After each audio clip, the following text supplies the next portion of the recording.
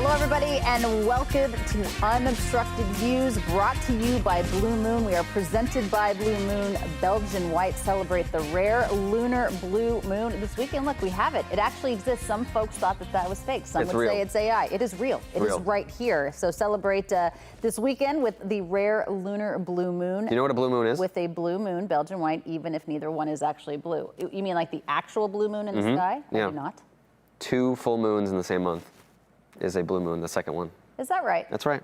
That's why you are the Blue Moon ambassador. I love blue moon. All right, Jared Carrabis, Alanna Rizzo, and of course remotely Jonathan Papelbon, who is down south. We appreciate you coming on, Pap. Remote, good to see you as well. Guys, I tell you, blue moon's about the only thing that we're excited about right now because this Red Sox team is scuffling. Jared, we'll start with you. What do they have to do with Connolly early on the hill to avoid losing 5 straight? You know what's interesting, Alanna, is you would probably say, well, you know, since they fired the coaching staff, they're averaging less than 1 run fewer. But then when they score 6 runs, they're 0-5. Yeah. So score less, score more, doesn't matter. They're probably going to lose. Pap, what are you thinking? That's a crazy stat. Section 10 put it up. Tyler Milliken, I think it was the guy that did it. But yeah, they've lost all 5 games in which they've scored 6 runs. So what's the magic solution getting up against this Atlanta team tonight? Well, there is no magic solution, unfortunately, but Connolly early has to get them out, get them started on the right foot, go out there, throw strikes early, and hopefully they can scrap one across the board early, and then just try to protect that the rest of the way and get them to our bullpen and try to protect that the rest of the way, and eventually get to Aroldis Chapman. If we get to Chapman, things should be looking up for us. Yeah, Connolly early needs to strike out guys early. We're going to be with you all night, of course, here on Unobstructed Views from first pitch to final out. Appreciate you guys. We'll be right back.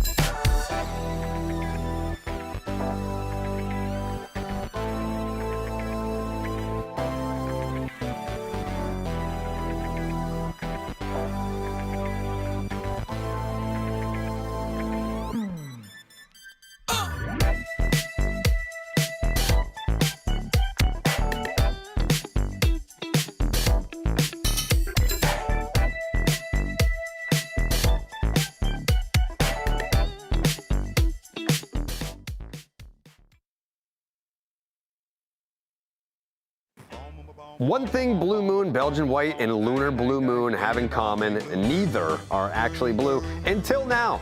A second full moon in a single calendar month is called a blue moon, which I alluded to earlier, which will happen this Sunday on May 31st. And while rare, the moon won't actually be blue, so the moon really owes everyone an apology. So to help make things right, Blue Moon Belgian White, which is named after a rare lunar blue moon, will be turning its beer blue. literally for 1 weekend. Starting May 29th, Blue Moon Belgian White will be bringing limited-time blue beer to participating bars across the country for 1 weekend only, while supplies last, of course.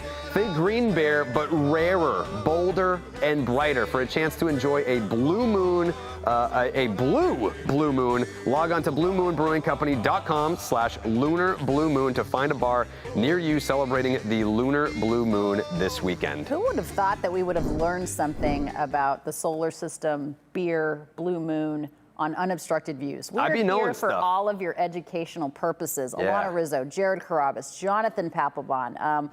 Let's talk a little bit about Wilson Contreras for a hot second. If you're watching the game as well, Wilson Contreras had an interview earlier today, Lou Merloni and Will Middlebrooks, on a couple of different things. Pap, the AL Player of the Week, and he has also arrived at a full 10 years in the show. That is hard to do. What do you make of Wilson Contreras so far this season?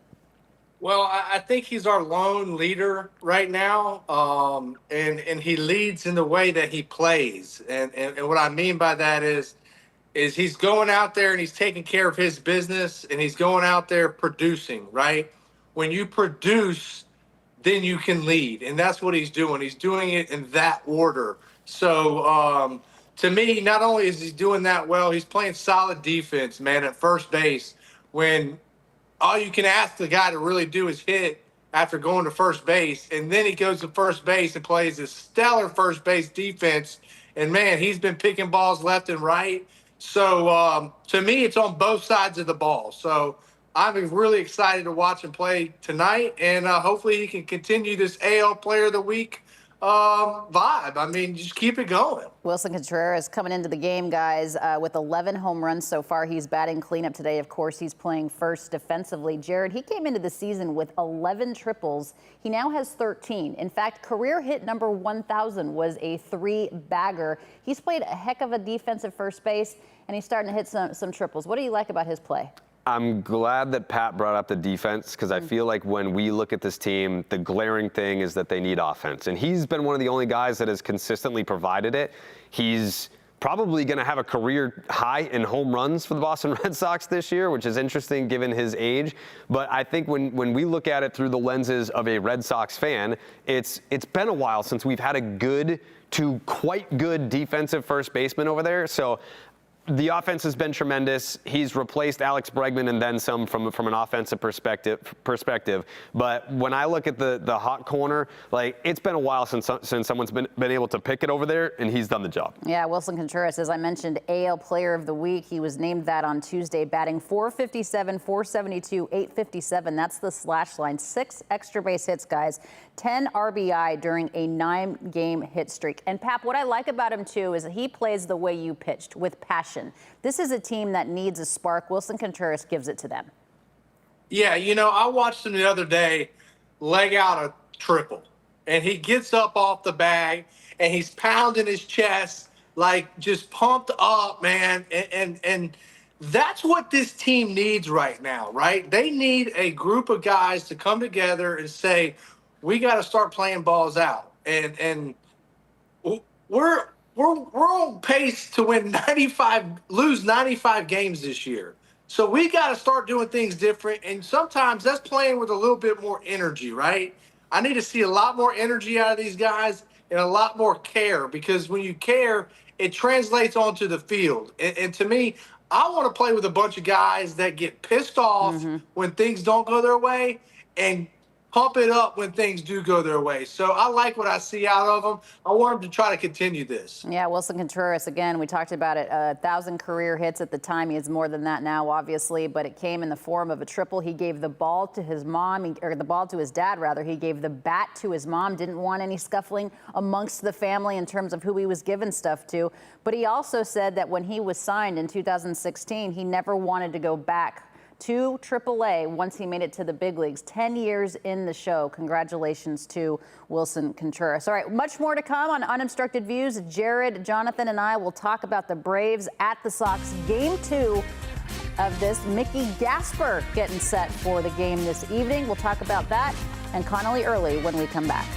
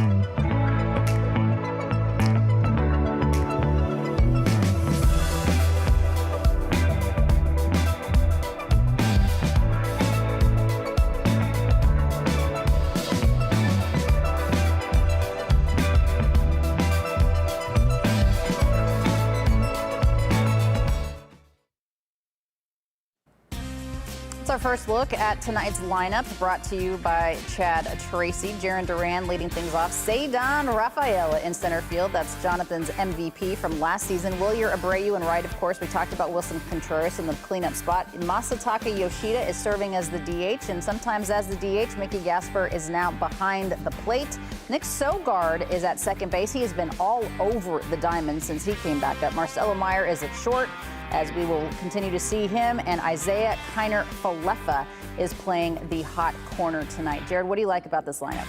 Oh, everything about it, Alanna. This lineup is unbelievable. Listen, I get it. Like, people want roster flexibility, and they want all the names, all the numbers in there. Masataka Yoshida, need him in the lineup, all right? Like, he's a guy that puts the ball in play. He doesn't strike out. He's a contact guy. Is he going to hit a lot of homers? No, but is he going to get on base? Absolutely. I love the fact that we're rolling out Mickey Gasper behind the dish. I love Cap. Connor Wong, pitchers like to work with him. Narvaez, he's a grinder, but at the end of the day, I need guys who can go out there and get on base and hit, and he can do that. Nick Sogard, he's earned every opportunity to be playing every day now that Trevor Story's down. So, like, give me the guys that earn the spot. We're we're not going to play out the string, and we're cutting our losses. We're going with the guys that can get us hits right now, and that's why we like this lineup. All right, Pap, let me ask you about that. Mickey Gasper behind the plate. The average is sexy, but he doesn't have a lot of ABs. That's why there's the 325. But to Jared's point, when he's in there, he has been productive. Are they moving on Carlos Narvaez? Why do you think Mickey Gasper's getting some decent playing time? Well, it's simple, because Mickey Gasper's playing like he's got nothing to lose. And he's going out there and getting the job done. And Alanna and Jared, I hate to say this, but the Boston Red Sox right now are like fall tryouts for a college baseball team. So whoever looks good and whoever's been playing good should get the nod at playing each and every day. I mean, that's why you got Sogard, you got IKF, and you got Gasper behind the plate. So it's tryout season right now for next year. And Chad Tracy wants to see what he's got in his guys, and whoever's playing the best is going to play in this lineup. It's that simple. Yeah, Nick Sogard, like I said, has been all over the diamond. He's kind of like the Swiss Army knife, super utility guy for the Boston Red Sox. All right, grab your whiteboard, everybody. It is time. Jonathan, I don't know if you took your whiteboard to vacation, but neither. That's all right. You can just yell it out. All right, so a couple of predictions before the game start. Connolly Early just took the hill, so we're getting ready to go here momentarily. The Red Sox defense is up on the NESN broadcast. So a couple of predictions for tonight. One offensively and one pitching-wise, Jared and Pat. Okay. Let's see.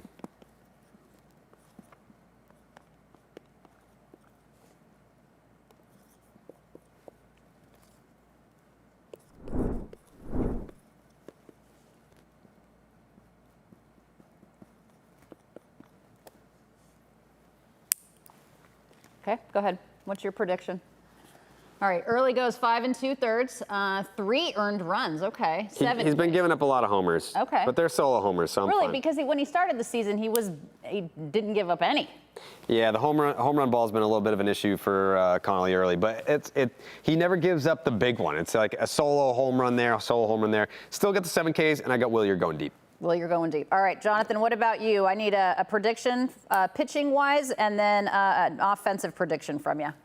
First off, can I get a shout out for the weather there? Man, that's nice. Finally, did you see the games this weekend when your girl was doing sidelines? It stunk. Yes, I did. Yes, I did. It looked beautiful. It is a beautiful game at Fenway, and it is Monster Week as well as we continue. That's right. We continue to celebrate Monster Week. That's why we're in our Wally and our green stuff. All right, Pap, what do you got for your predictions before Connolly gets going? Yeah, I'll go real quick. I got 2 doubles tonight by Sogard, and I got Connolly Early with 8 punch-outs tonight. Okay. 2 doubles, 2 baggers. I think Early's curveball is going to be on tonight against these lefties. Okay. I mean righties. All right, in the Braves lineup. I got Connolly Early going 6+ innings. Oh. 6 Ks, so at least a K an inning. And I also have the Red Sox with 9 hits. Oh, wow. Who's going to get the 9? I'm not sure. But we're going to have 9 hits up and down this lineup. I have faith. Something's got to turn around, because they're not going to do it tomorrow against Chris Sale. No, I'm trying to do some math here. I don't know where the 9 hits are coming from, but listen, that's going to be a big night from Wilson Contreras and Wilyer Abreu. Well, 2 of them are going to come from Sogard. There you go. Yeah, okay. I don't hate that. Okay. I like the pick. That works. I think Masataka's going to get a double. Okay. Okay. I like the fact that on the broadcast the other night, Loomer was he watched Masa go the other way, and it was he was taken aback. He was like, "This is beautiful. Like, we need to see Masa go the other way." He was also I psyched that agree there with were that. some wall balls, too. Yeah. There's a lot of doubles off the wall. They need to utilize that to their advantage more, Pap. Yeah, it's Monster Week, so you might as well use the monster to your advantage. But me and Jim talk about this a lot with the hitters. It's all about hitting the ball out in front of the plate and using your top hand and your backside. And Jim talks a lot about stepping to the ball where the ball's pitched, you hit. So, there's no secret out there that these pitchers against left-handed hitters in Fenway Park are going to go in off of the plate, and then they're going to go strikes away. So when you get that strike away, punch it to the left field and use that wall to your advantage. How is that not a strikeout? This is on the other end of the spectrum why the Red Sox are so bad at ABS. Like, why are we not calling that? But see, here's the thing, too, because it's early on in the game and nobody's on. Do you waste it here? I think that was egregious. Like, the ones that clip the zone, it's like, all right, yeah, sure. Like, that had all of that down and in quadrant there. Yeah, they should be able to know whether or not, Alanna, that ball is a half of a ball. So I'm giving them a half of a ball, right? Mm-hmm. If half of that ball locates the plate, they should be able to recognize that and use the ABS challenge. That's a lot. Half a ball is a lot. Yeah, I would say 93% of that ball was in the zone. Yeah. That's considered a lot. So, that's somewhat egregious. Like, you should be able to get that egregious call every time, or somewhat egregious call every single time. All right, Mauricio Dubon at the plate now for the Braves. Fun fact about him, he's the only player out of the country of Honduras to make it to the big league level. Oh, wow. Yep, so we're learning about Blue Moon tonight, of course. We're learning about Honduran baseball players. Yep. I played with a kid from Honduras in the minor leagues, and I used to always tell him that he was going to be the first one to make it to the big leagues, but he never made it. Aw. That's sad. Yeah, sad story. Not even a cup of coffee, huh? No. Man, Acuna's got some speed, dude. He does. He's hard to maintain on the bases. When he's not hurt, he's a very dynamic player. Side note, you know what's interesting to me is that first year that they made the bases bigger, it was a whole to-do because Acuna swiped 70, and I feel like we don't hear anything about the bigger bags anymore.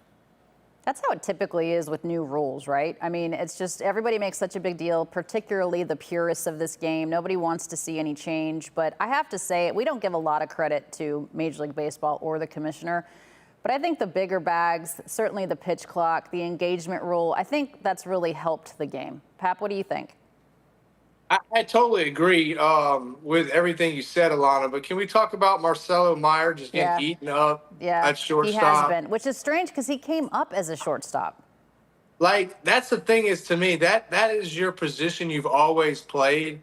There shouldn't be much of a difference for him to really play. All it is just different angles, and there's only two different angles that you're looking at.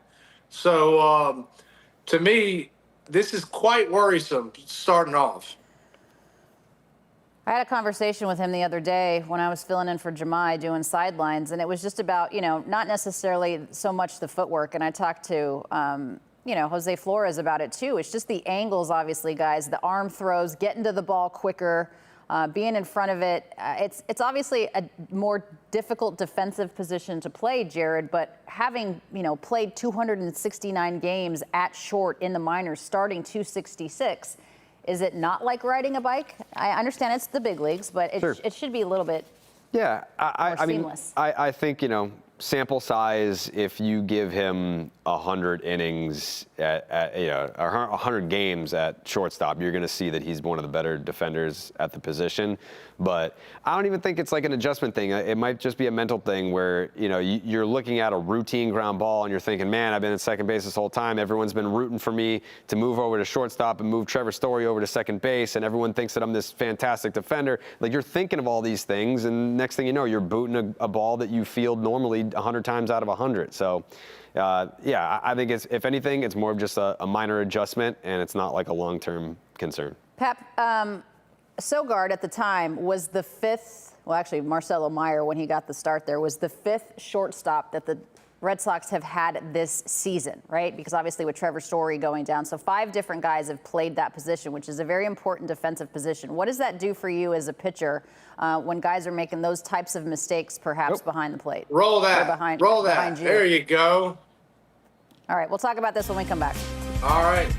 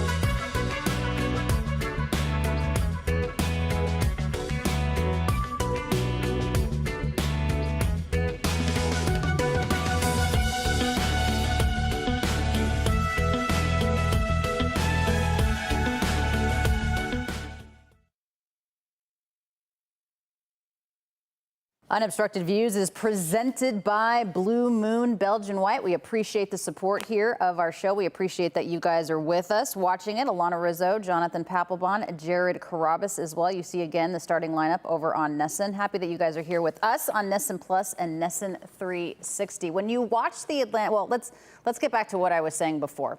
5 different guys, Pap, have played short this season so far, early on in the season, obviously, for the Red Sox. What does that do for you as a pitcher on the mound, knowing that your defense can kind of continually change behind you, especially at that key defensive position? Yeah, well, first off, Alanna, big league teams win up the middle. They win with the catcher, pitcher, second base, shortstop, and center fielder. Those are your 3, all of your main positions. So when you're having to switch all those positions, everything changes, whether it's a catcher, it's a new signal caller, it's a new look at the plate for the pitcher. Everything is different there. When you look at the infield, okay, now we got new double play. I'm used to turning a double play with this guy. This is how he gets to the bag. This is how he usually turns it. These are the angles he takes.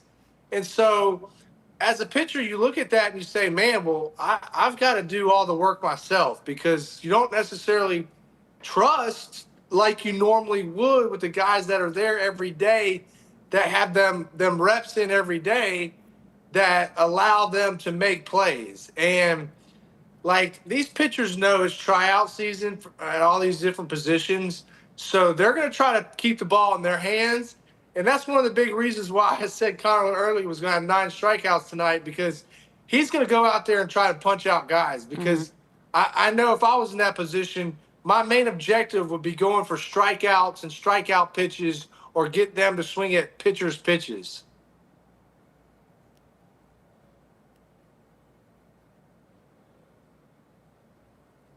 When you look at the Atlanta Braves, Jared, this is a team that is incredibly talented. I don't know that we thought they would be as good as they are, but they're 37-18, kind of running away with it as far as that division is concerned, certainly. But one of the best teams in all of baseball, not just the National League. Woo. I mean, this is what. There we go. No, not enough. Almost. Not today. Track power. I mean, that's what should the Red Sox kind of emulate this type of style, or do they not have the roster to do so? I don't think they have. Well, that's a loaded question because here's how I look at the Atlanta Braves, right? Like last year, it was a super disappointing year. Like you go around the diamond here, Austin Riley's not having a good year. Ozzie Albies had a bad year last year. Now he's having a great year. Matt Olson's having arguably an MVP candidate season. Bryce Elder. You know, we talk about Chris Sale going tomorrow, but like Bryce Elder, that may be one of the best. There's a lot of great 1-2s, especially in the National League, but Sale Elder is right up there with the best of them. Like you can go Christopher Sanchez, Zach Wheeler with the Phillies, Mizrowski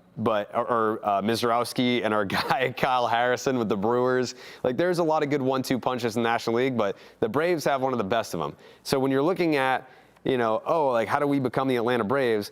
It's not like the Red Sox haven't tried. It's just that I don't even want to say they identified the wrong players, because I think when the Red Sox gave Roman Anthony all that money, we were like, yeah, that's a great idea. When they signed Ceddanne Rafaela, we were like, yeah, that's a great idea. And it still is. I mean, it's not a ton of money. But what the Braves did was they said, we have Ronald Acuna Jr., let's sign him for super cheap.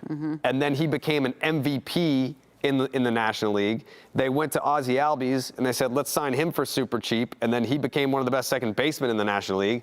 As far as the Red Sox approach, they made a great decision not maybe extending someone like a Tristan Casas, because that would have been a disaster. But you extended Roman Anthony. I still stand by it. There's plenty of time for that to come to fruition and look like a great sign for the Red Sox. But some of the contracts that they've handed out, it's not like they've gotten MVP caliber players out of it like the Braves have. Yeah, the Braves have done a really good job, like loading up their very young talent for a long time. Alex Anthopoulos kind of, set that tone for that. They had Chris Sale fall into their lap. The guy said he was about to retire.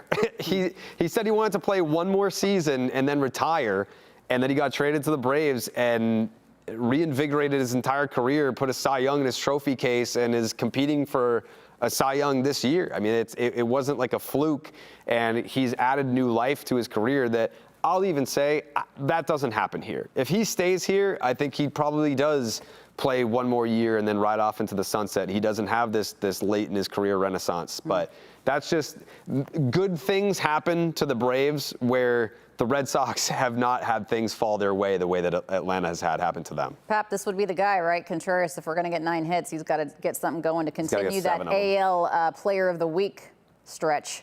Yeah, he's got to get something going. But to add on to what Jared said is the Red Sox signed a lot of guys young to long-term deals, try to lock them up. Ceddanne's kind of an okay deal. We don't know on Roman yet. And to me, the Bayo deal was atrocious. And now you're looking at Bayo trying to figure out what he is, and is he the same that we thought he was, or is he even? I mean, he may very well lose his spot in the rotation, Pap, when Crochet comes back. Right. And so, that's the difference between us and the Braves. Like Jared was saying, a lot of their long-term signees have worked out and been cheaper to their favor. So that's what we're dealing with these two teams. But, look, at the end of the day, the players, there you go. Oh, you gotta be kidding me. I don't hate an aggressive send. Is that a bad send? We'll talk about that in a hot second, too, about some interesting sends.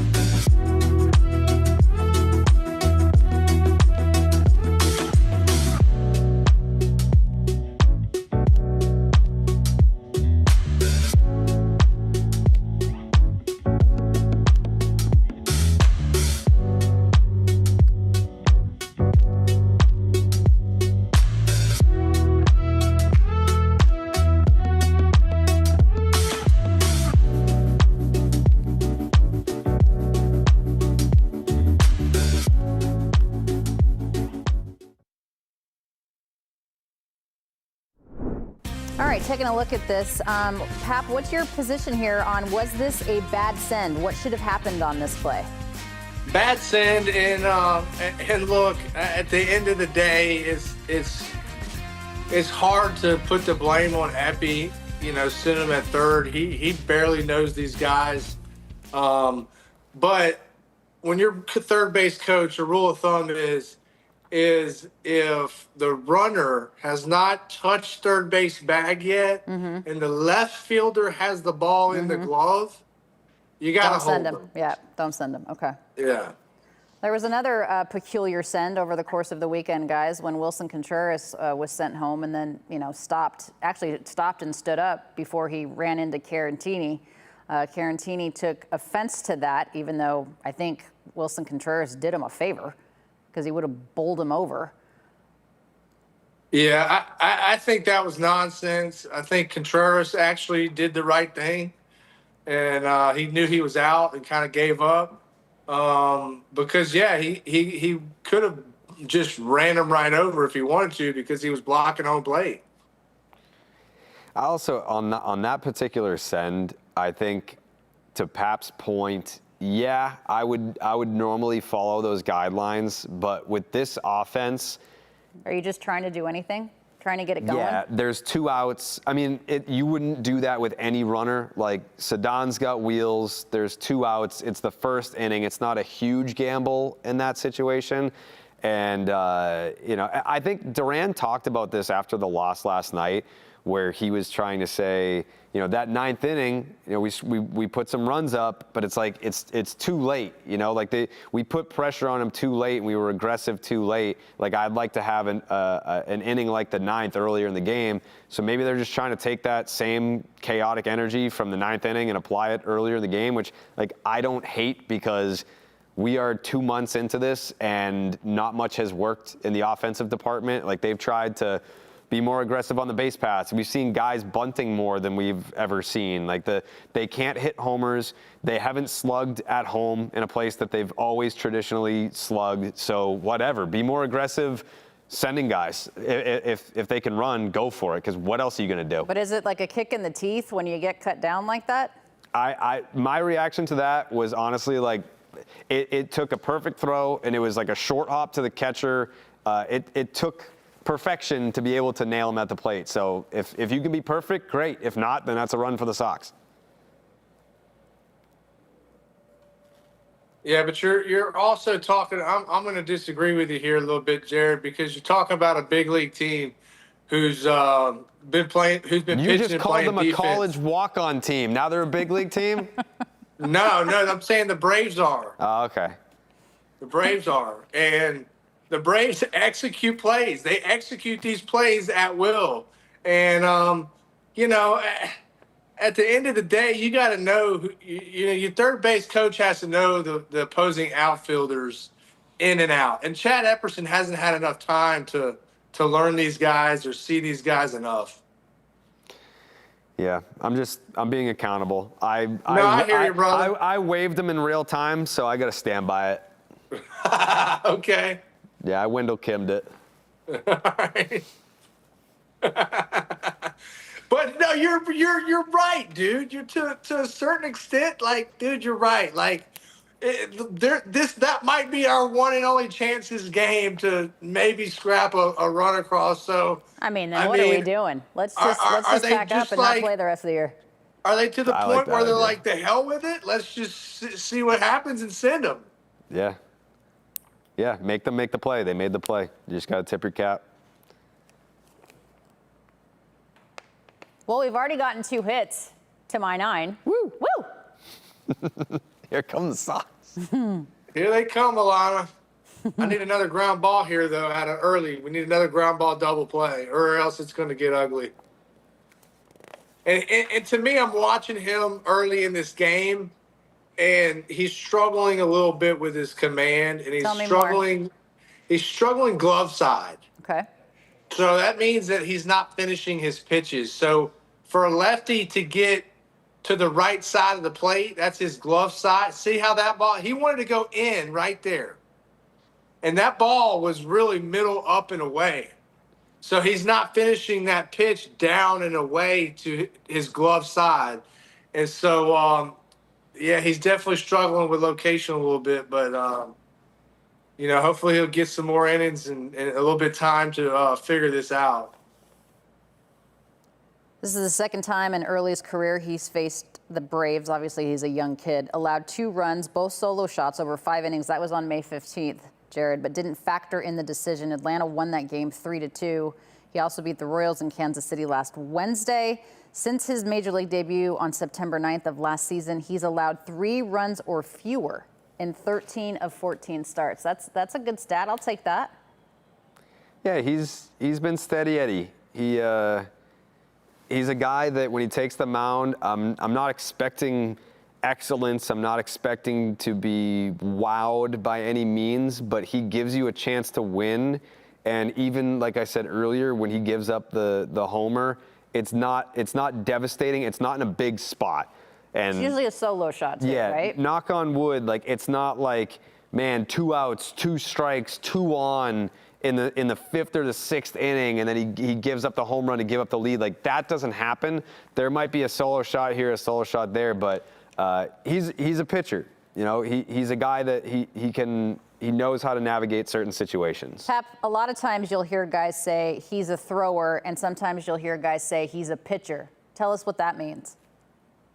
Well, it's pitchability, and it's exactly what Connerly Early has, because he knows the situations and he knows how he can get beat. And there goes his curveball I was talking about. Good job getting that one over. But it goes to, like we're seeing here, his 4-seam. It all starts with his 4-seam. Mm-hmm. And like you see his curveball, he's starting to throw his curveball a little bit more. And because they're swinging at it now. Correct. See, there it is. There you go. Yeah. Go right back to it. All right, we'll discuss this further when we come back.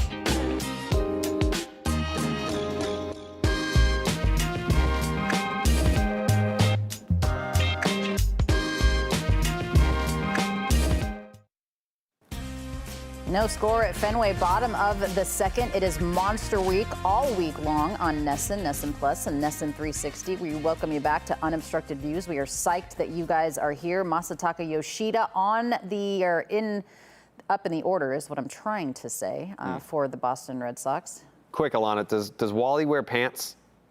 Yeah, I saw your thing today on Section 10. So What you said his butt was hanging out? The man wears pants. I didn't know. So I mean, I guess I got the lower half of Wally and the Philly Fanatic mixed up. He does not wear pants. The Fanatic doesn't wear pants. No. So and he's constantly gyrating his belly. The so Philly is Wally, Fanatic. though. Yeah, like, it's a little they're weird. kind of like distant cousins in a way. I think Wally has way more class and integrity than the Fanatic, but. I got in trouble about this, by the way. So when we were on Unobstructed Views, when Pap was here last week or whatever it was, a couple weeks ago, we had on one of our whiteboard discussions, we did Boston versus Philadelphia. And one of the questions was Philly Fanatic versus Wally. And I chose the Fanatic. You guys are both, you have much closer ties to the Sox. Obviously, you're from here. Pap, Well, Wally's a personal friend. Pap was, okay, good for you. Yeah. Pap obviously pitched very well here. I don't have that relationship with Wally.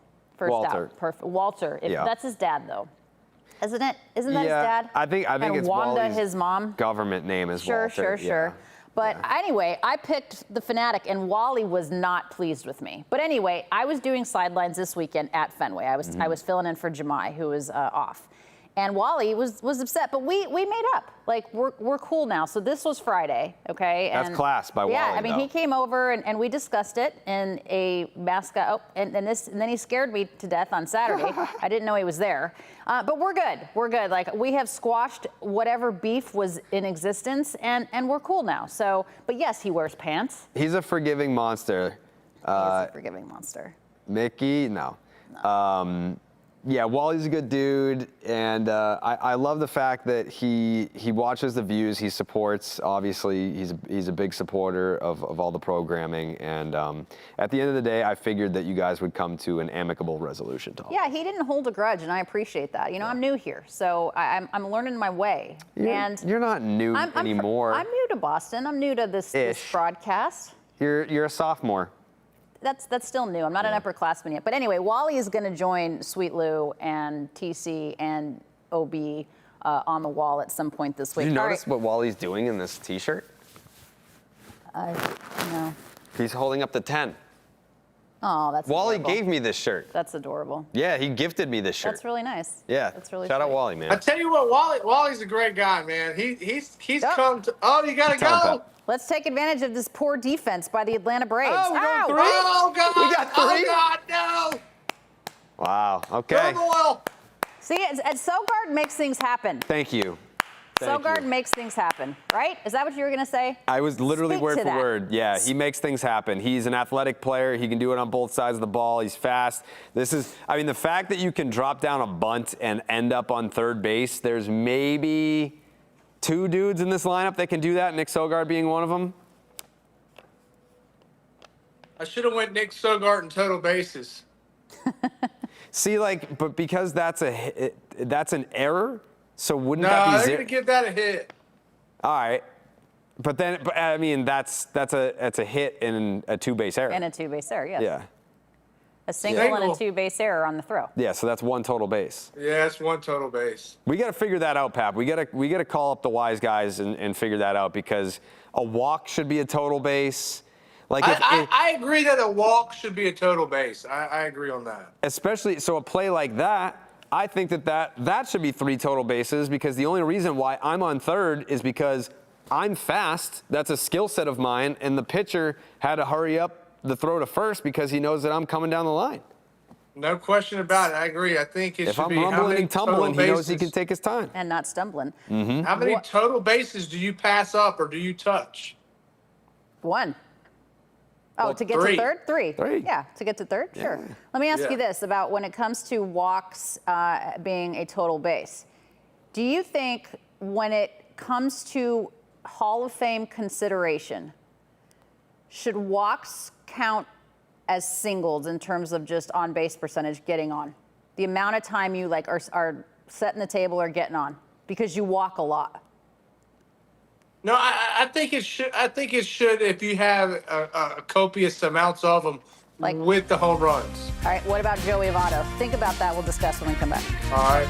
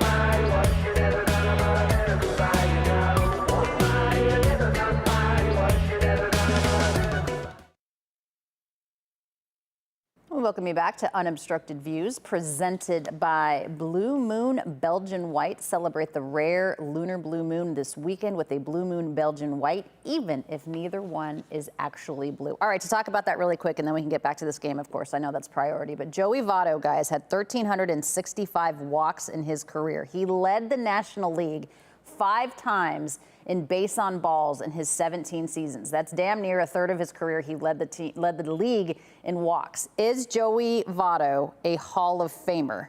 Based on that, and obviously his other numbers as well. First ballot.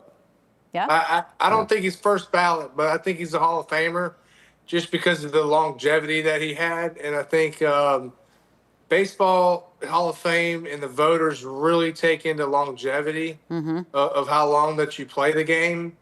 And I think he's got what, almost 400 home runs. He has, let's see. What's his career WAR? Yeah, he has He's like a top 10 first baseman of all time. 356 home runs, Pap.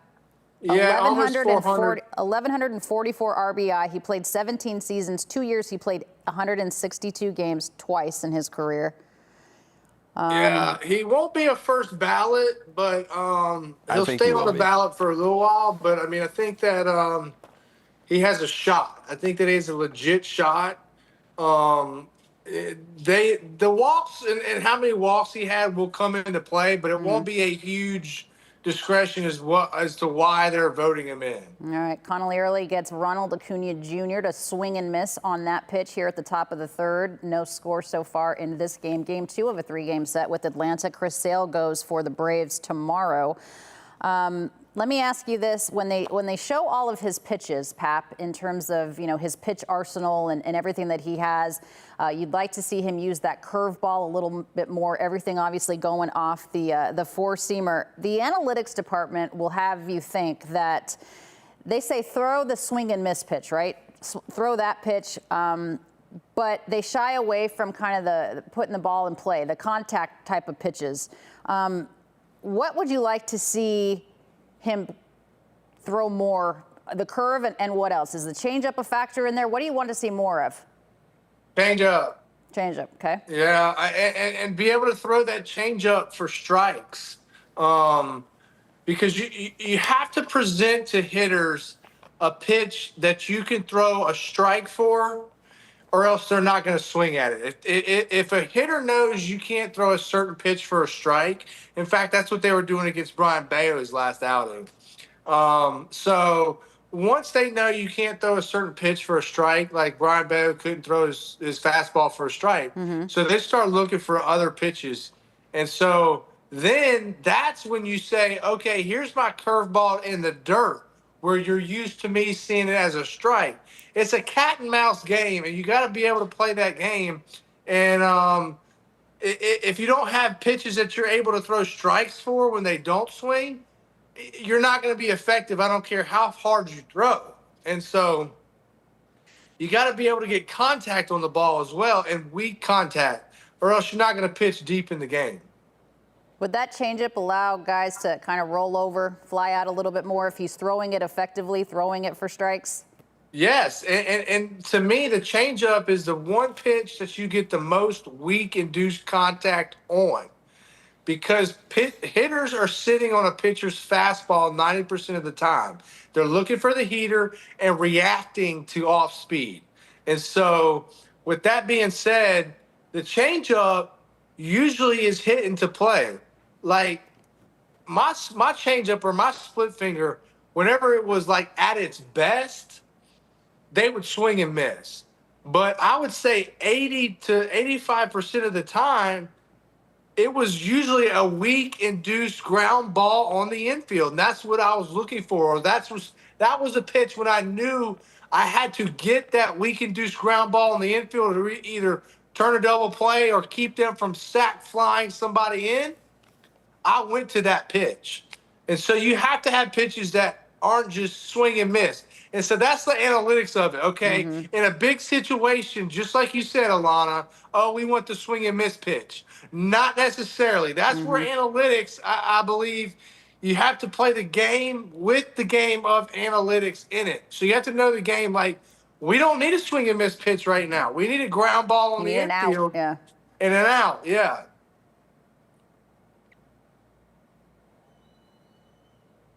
What do you like about Matt Olson? He is having an MVP type of year. I mean, obviously the home run stroke. He's a guy that he's just super consistent. Like, he's a guy that I always respect the power hitters that aren't trying to hit a home run in every single situation. Obviously, he's capable of doing that, but the lefties that can homer the other way, but if you need them to just fillet one the other way for a base hit, if the situation calls for it, he can do that for you, and he's not up there hacking for homers, even though he has 40 home run pop. That's a mindset. That's if he ends up going up the middle base hit and there's runners at second and third, he's just trying to drive the runners in. Like that, he's not trying to put one into the 40th row on every single swing that he takes. He's meticulous and he knows the game. Matt Olson, 15 home runs so far this season. He's driven in 44, 263 average. And I think, Pap, that was probably a really good signing for both teams. It's not often that you have two teams that get MVP type of caliber players in that. When the Dodgers decided to sign Freddie Freeman and Atlanta elected not to bring him back and they signed Matt Olson, I think both of those first basemen have done really well with their respective teams. It worked out for both clubs. Yeah, that's one of those trades that definitely worked out for both of the clubs. And, that's what trades are all about. That they go somewhere else and are successful, and somebody comes to them and are successful. But Matt Olson's got this guy, Ozzie Albies, hitting behind him. So to me, Matt Olson has the ability to take his walks, right? That's what makes, we were talking about walks earlier. That's what makes him so important is that he's not swinging at bad pitches or so-called pitchers' pitches, and he's leaving it in the hands of Ozzie Albies, and Ozzie Albies is making a pay too.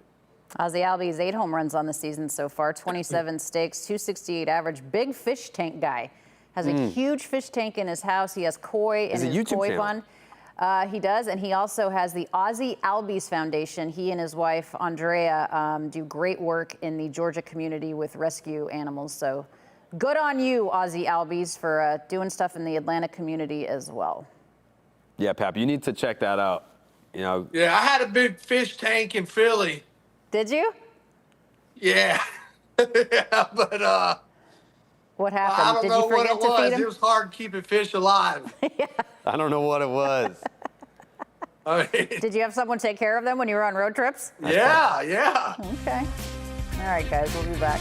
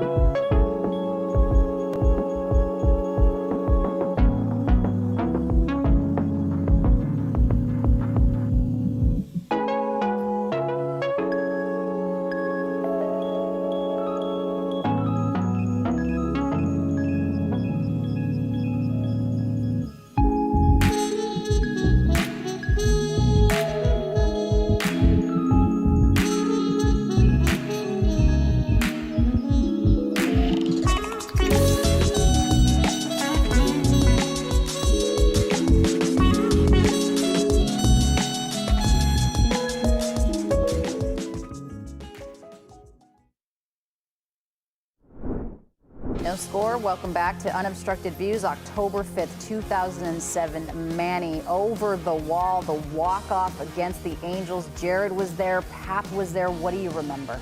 I just remember watching the trajectory of the ball and being like, there's very few balls that get hit at Fenway Park where you just know right off the bat it's gone, and that was one of them for Over sure. the monster. Pap, what was your perspective as a teammate? Well, my perspective was I had already been in the game and already pitched, and I'm sitting in the dugout, and Manny literally walks up to me, and I think Poppy was sitting there too, and K-Rod was pitching, and he told us both. He says, in less words, if this asshole throws me a curveball, I'm going to take his ass deep. And sure enough, he sat curveball the entire at-bat. Wow. And we were like, oh, man, he's going to blow 3 of them right by him. Because we've seen that before. And sure enough, he threw him the curveball. And he took him deep. So I want to say he called that. He called that. Do you remember what the count was when he got the curveball? I don't remember what the count was. I believe he had 1 or 2 strikes on him, though. But I think it was a big count, maybe like 2-2 or something like that. But he definitely called his shot, and to me that was the most impressive thing. That if he told me he's going to throw a curveball, he's going to take him deep, and he went out there and did it. You know who called Manny's shot before Manny called Manny's shot? Jason Varitek.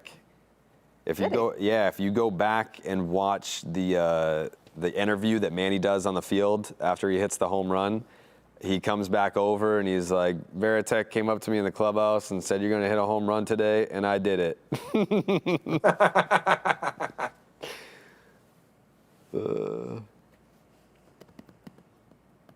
Yeah, but see, he was a good enough player.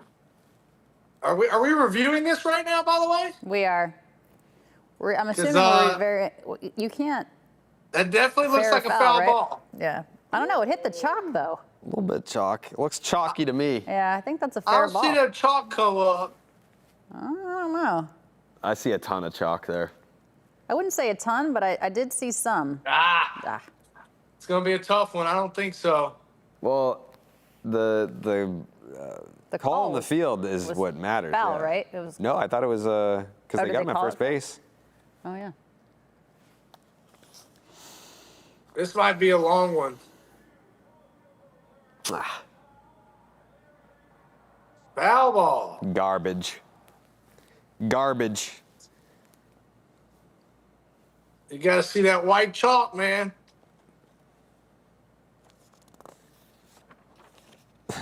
You know what always baffles me about the review of a fair foul ball up the line is they look at the video and they're like, I don't know, I got to zoom in. Why don't you go look at the divot? like just walk over there and be like, yeah, no, it hit the chalk. It looks like it hit the chalk. Like, we have to look at the video. You can just go look at it where the ball landed.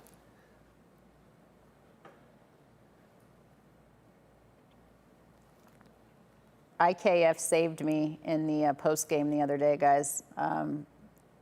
Pretty sure it was on Sunday. When Garrett Whitlock came in the 6th, which obviously he's not necessarily accustomed to doing, comes in like the 7th and 8th, and he's such a competitor that he was so upset that he really did not want to do a post-game interview, which I can appreciate, but it was basically one-word answers. Like, I was like, what were the conditions like? He literally said wet. Then Isaiah Kiner-Falefa came up, and he was much more verbose, which I appreciated. Good dude, IKF. Yeah. Yeah, good dude. There's a reason why he's been able to play on so many teams. He's got that reputation. You know, he's a good teammate, and winning that's teams. all you can ask for. Yeah, and I'm not saying Whitlock is a bad dude. I can just appreciate he was obviously super pissed because he gave up two runs, but he didn't want to talk, and that's fine. But Isaiah gave us something to work with, if you will. Jay Durant turning it around a little bit here. Let's get him going. Don't let him get hot. Don't let him get hot. He's had a good little past few games here now. He got a neck tattoo. Jaron did? Maybe. Yeah. Did he? Maybe that was that's recent. the difference maker. He didn't have that this weekend. Oh, yes, he did. It's right here. It's on his left-hand side, but it's very faint, so What you can is it? see it right there. Oh, yeah? What is it? I think it's flowers. But he told me, he's like, that's the only way that his mom would agree to let him do it is if it was not like Wait a minute, very how old pronounced. is he? He still has to ask his mom for permission I'm to get afraid tattoos? of my mom, too. Come on, Ellen's If I was great. gonna Ellen's great. I've thought about getting the neck tattoo. I would, if my mom was like, you're not getting a neck tattoo, I'm not getting a neck tattoo. You're a grown man. So is Jaron. I know. So why are you guys I feel asking like your mom? they're We're for afraid of our permission? moms. We should be. I feel like, though, if you get a neck tattoo, you're pretty much saying screw the corporate world. Well, I don't think Jaron Duran's going to enter the corporate world anytime soon. You think Yes, this Sam. guy's going to work 9 to 5 somewhere? Yeah. Please. Yeah. Yeah. Yeah, I don't know, man. Maybe. You never know, man. Life's a box of Life comes at chocolates. you You never fast. know what you're going to get. It's true. Yeah, All you right, pretty here's much our have to inning. be like a musician, you know, a rock star, baseball player, something. To have Podcaster. a podcaster to have a neck tattoo and get away with it. Yeah, here's our inning. This is where you got to start making damage, right? Okay. 2 men on, less than 2 outs. You know, these situations have come up time and time again over this season and haven't been able to produce. And that's going to drop in there. Ow! No! My goodness. A man came out of nowhere. Yeah.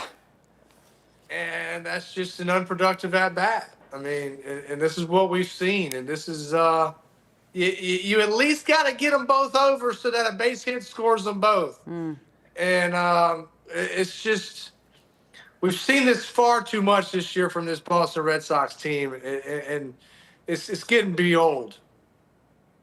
I wonder what the catch probability was for that. I don't know. I feel like Dubon came out of nowhere.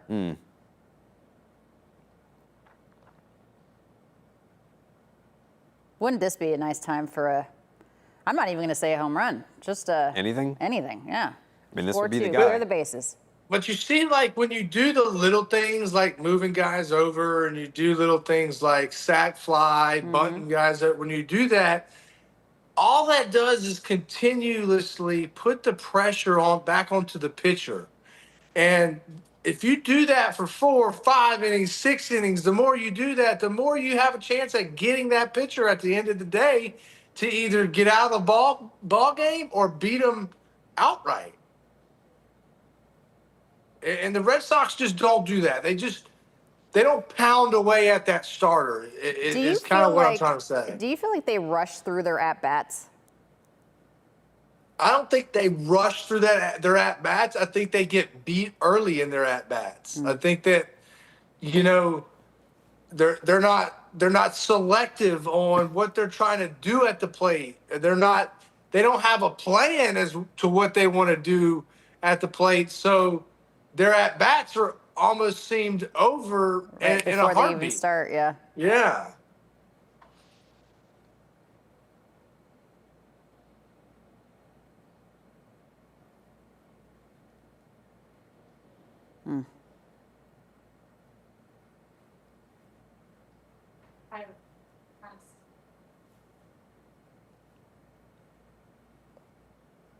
Yeah, this is one guy that we can't afford to allow to get hurt, you know, and this guy seems like he's getting drilled by a baseball every other day. That's been his But, whole career, though, honestly. Yeah, it has been his whole career, but, you know, it only takes that one, you know, Jared put him out for a while. And, Yeah. you know, this guy gets hurt, and, you You're know, my entirely little Then son, you are a AAA team. Yeah. then you are a AAA team through and through. If he goes down for any extended period of time, you're starting the fire sale the next day. He's the only reason why you still have a chance. Well, that in the American League is terrible. Yeah. But let me ask you this. Speaking of fire sale, and this is a discussion we can have in the 4th inning or whatever, but they asked me that today on Boston Enters the Chat. I don't know that they would sell pieces off because the city would riot. We'll talk about it when we come back.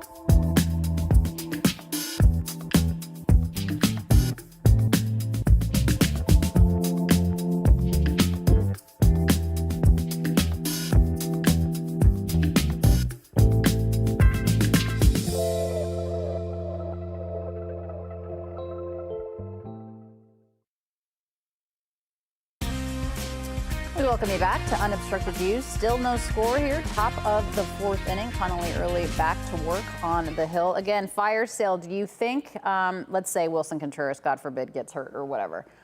Do you think this is a team, Pap, that's going to have some sort of fire sale? And really, who are their valuable assets, right? Chapman? Who else? Well, I mean, who else are they going to Chapman really, to me, Chapman really is your only one that's you're going to get really anything with, just because, you know, he doesn't have anything else after this year. But to me, I think you got to look at it deeper. I think that you got to look at it like this. Craig Breslow is going to do whatever it takes to save his ass. Mm-hmm. And to me, selling pieces off, though, admits that he made a mistake.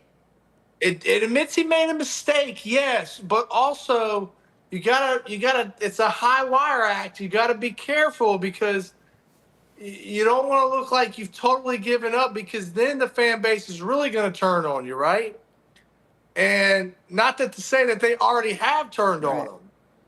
So I think he has to keep it to where, yeah, we still look like a viable team, and you know, we got plenty in the minor leagues left still, and we got, you know, some pieces that are coming back, and Crochet and Anthony, and that's why we had a bad season, and there will be excuses that will be built in to this, if you know what I'm saying. But I just go back to, I mean, so to your point, Pat, yes, Crochet is coming back. Like, they've had injuries, but the pitching hasn't been the problem since Crochet's been down. Roman Anthony, yeah, like he was supposed to be a cornerstone bat for you this year, and the offense has largely been the problem and why they haven't been winning baseball games. But I don't put the blame on Roman Anthony for that. I put the blame on ownership. I put the blame on the front office. It was a huge mistake. And there were people inside those walls at the end of last year that said, hey, you know, let's go into this offseason and let's put together a roster that we can build off this, and, you know, we can build something special here with the young talent and the veterans and this and that. But the last thing you want to do is make Roman Anthony the guy too soon. And that's exactly what they did. They messed up the Bregman negotiations, and now he's a Cub. Not to say that he's been stellar for them, but I think the impact that he has on the younger guys in teaching them how to be big leaguers is sorely missed on this roster.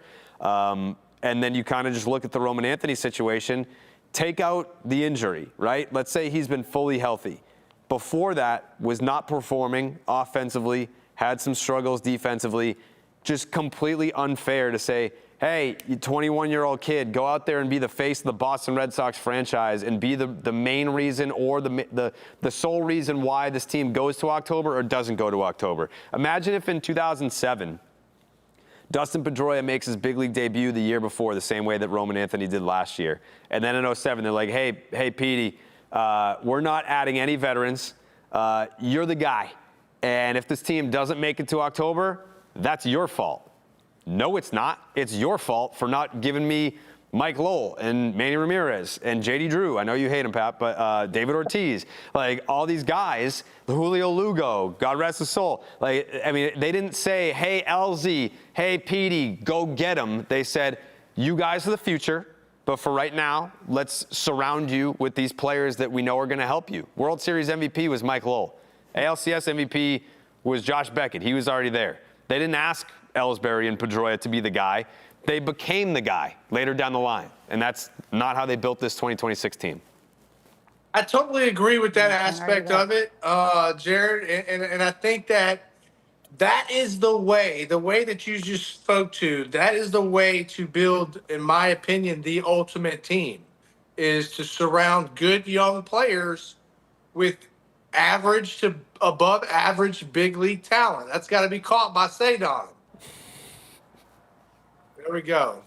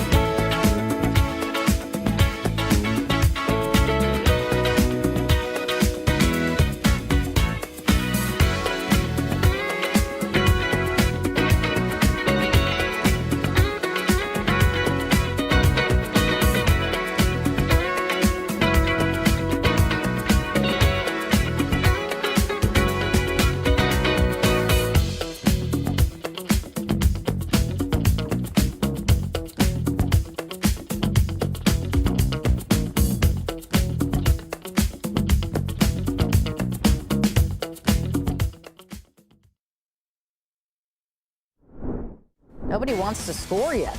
May 20th, 2022. That is Trevor Story. That is a grand slam. And that is Johnny Gomes catching it on top of the monster. Again, this is Monster Week all week long. This is a man that never has any fun, huh? Monster Week all week long on Nessun, Nessun Plus, Nessun 360. That hat's at my house. That particular hat? Yeah. Is that why? Did you just leave it there, or Yeah. why is it? We went out drinking that night, and then we went back to watch some baseball, and I have that hat somewhere. Yep, that's a piece of Red Sox history. Right, the great. Johnny Gomes Green Monster hat. There you have it. All right, there you got a single from Masataka Yoshida. Look at Moss coming through. In the 5-hole.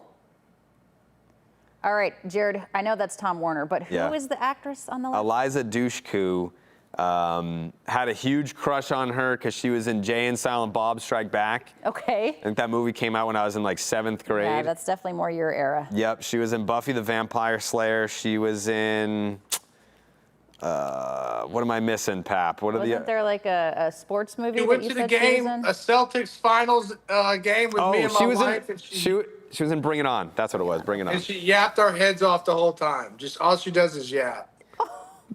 I mean, we get paid to yap. Yeah, but I don't know. There she goes again. I mean, she's being interviewed, so in her defense, I think she was asked a question. Yeah. Be a little weird if she didn't say much. Yeah, she's from Boston. Good. Yeah, she's a Boston girl, that's for sure. She was. She's from Watertown, which is where we're sitting right now. Mm-hmm. Yeah, she really is a huge Red Sox and Celtics fan. I think she's a bigger Celtics fan than most. Okay. Yeah. We don't have like a huge pool of like real Boston sports fans. Like most of them don't, they left. Like Ben Affleck moved, Matt Damon moved, they're LA guy. Like, Well, most of their career has taken them there, but it doesn't mean that they're not. you got to come back though. You got to come back. Not a lot of films being done in Boston. Ben Affleck films in Boston. Yeah, well, so do the Wahlbergs. All right, so she was one of your crushes, or you Yes. were whatever. Yeah. Anybody else? Like, who did you grow up like crushing? Kimberly, the Pink Ranger, Power Ranger. Jesus Christ, she's a Yeah. cartoon. No, the Power Rangers were real people. Oh, I don't know the actress's name, I apologize, but Kimberly the Pink Ranger, that was my first crush. what about you, Pap? Who was Amy Lee your Johnson. TV Joe crush? Johnson. Oh man, my TV crush, y'all ain't gonna like this one. Why? Mine was Pamela Anderson in Baywatch, man. I used to run home. What's I used to wrong with run that? home from school, watch Baywatch constantly. What's I wrong wonder with that? why. What's wrong with that? There's nothing wrong with Yeah, Pamela nothing Anderson. wrong with that. I don't know. Have you seen her lately though? Pap, be careful.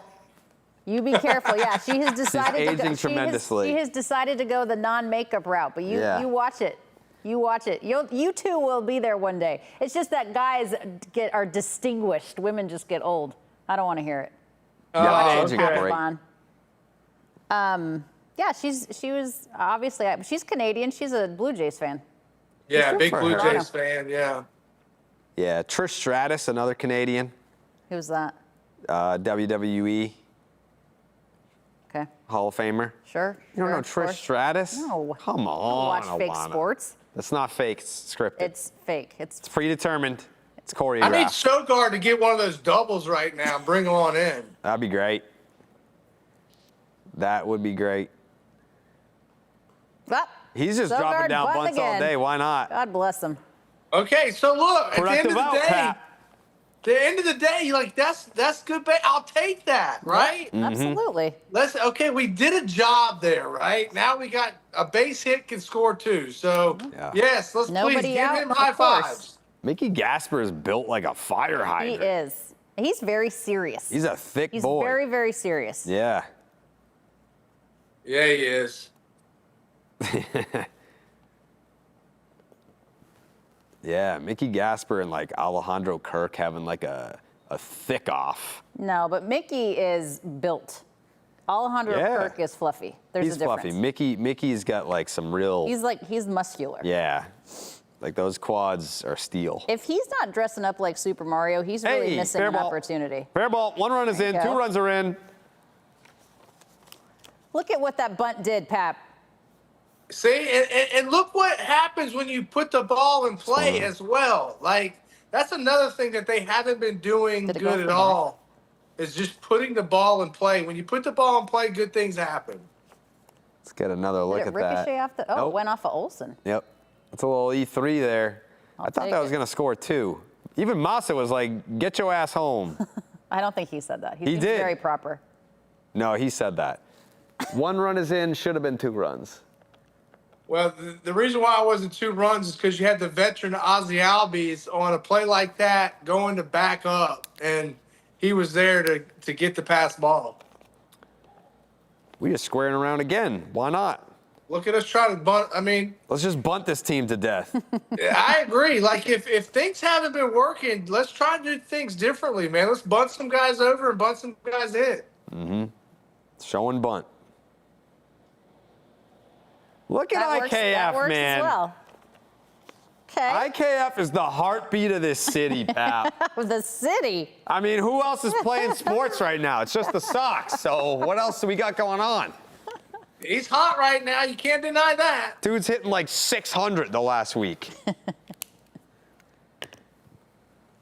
That's gonna gonna tweet earn that, him. actually. That's gonna earn him a little talk with the pitching coach, a pitcher's meeting, right?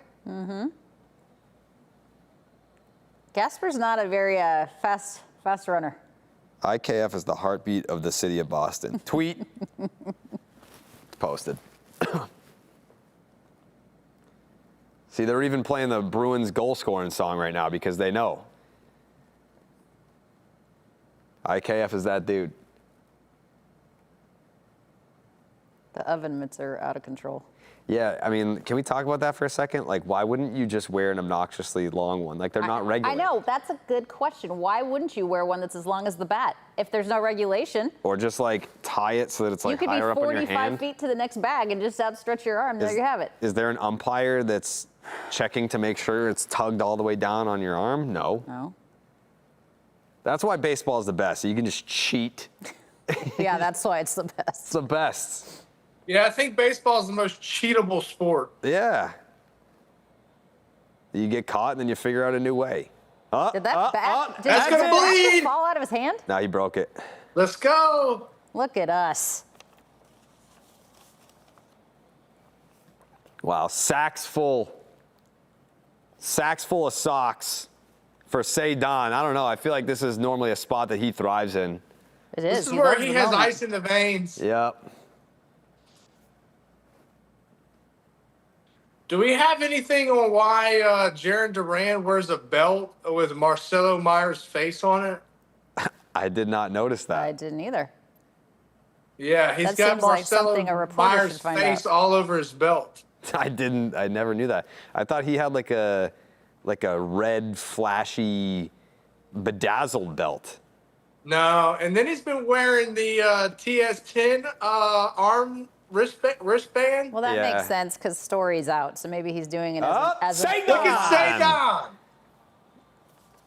I'm completely guessing, but. Look at this. Keep him coming. He's safe. Oh! He's safe. Okay. He's safe. Keep Oh, look him at coming. this. Look at Keep him this. coming. This is against a really good pitcher, by the way. We're going to the World Series. Look at us. You know, last time we faced Elder, we gave him a little bit of problems. We just didn't do this. We didn't just expand the lead. And this time they're expanding the lead, which I like to see because this is what big league ball clubs do. You give them an inch and they take a mile and they expand leads one little run at a time. And that's the identity of a good ball club. Ignore me really quick. Have we lost a game yet this year on this show? No. We What's haven't? wrong with you? I'm just asking. It doesn't count if I cover my Why hand. would you even? That's ask like a that? mountain, Alanna, that's like a mound visit. Like, if I go out to the mound and I'm like, Why wouldn't you wait hey, until we were Alanna. in break? Well, because I want the people to know too. They're paying attention at home. They got the I'm just fact checking. score check. But yeah, if you go up to the mound, those words don't count, right, Pap? Yeah, I don't think so.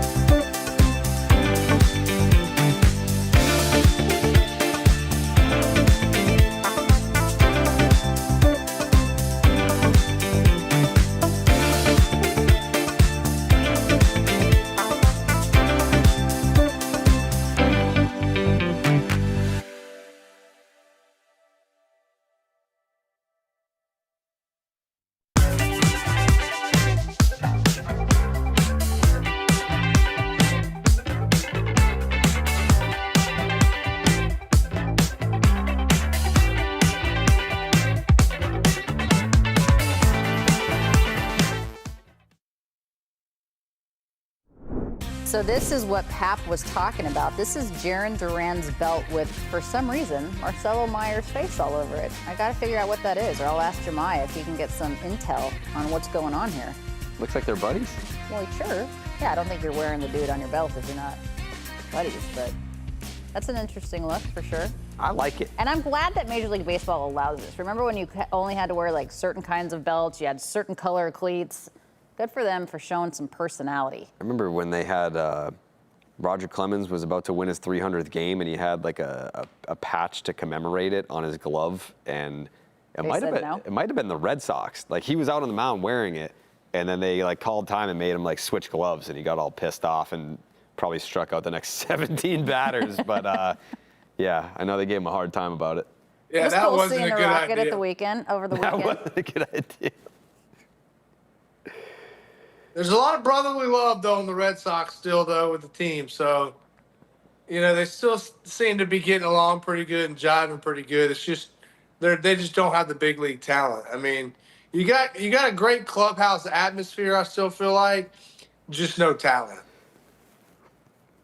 I think it's young talent and unproven talent at this level. I mean, I think if they did what you guys were talking about earlier and surrounded these guys with some, like a Matt Olson or whatever, you know, like surrounded these guys with some veteran presence, I don't think it would be as magnified that it feels like a AAA club, which is essentially what it is, with the exception of like, you know, some of the pitchers, Wilson Contreras.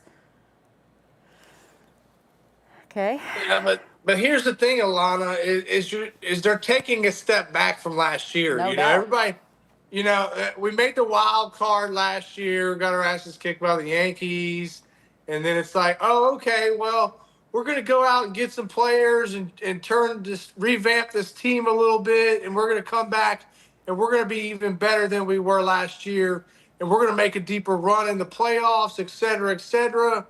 Well, they're not even close to that happening this year. They're on pace to lose 95 games. 1965 was the last time any Red Sox team lost 95 games. Well, So if they lose tonight, Pap, they would be 10 games under 500 for the first time since 2015, excluding the 2020 shortened season. well, there you go. So it's still taking a step backwards, in my opinion. And so it's not a good situation, that's for sure. I know that team finished in last place 2015, but it didn't seem like as much of a dumpster fire as this feels so far this year. This is just tough to watch. Yeah, because I think, you know, Not this hey, game. well, you're Not this game, but we got 2 runs there. All right. Yeah. okay, Attaboy. Attaboy, They scored Willier. 6. We need to score 7 so we don't at lose. least. In case you're just joining us here on Unobstructed Views, Section 10 put up a stat last night that the Red Sox are 0-5 every single time they've scored 6 runs. Yeah, we need one more. We to have feel not comfy. won a game when scoring 6 runs. Yeah. So let's at least get another one on the Yeah, board. I'd love to have 7 there. That would be great. But I think, to me, this year feels different on the suck scale, because the years that the Red Sox have finished in last place or had tough seasons, they still hit. It was always like the pitching faltered or the defense faltered, and it is what it is. But you would still show up to Fenway Park and watch guys sock homers and bang doubles off the wall, and you know they'd lose 8-6 or whatever. This team, it's just been a real struggle offensively, and that's just so uncharacteristic for any Red Sox team, even the bad ones. I would like to point out the Red Sox have 9 hits. Who said they were going to have 9 hits tonight? Well, you're going to be way under, Alanna. So Well, by the end of this, I still hit my mark. if they end up with 20 hits, then you're going to look like you didn't believe.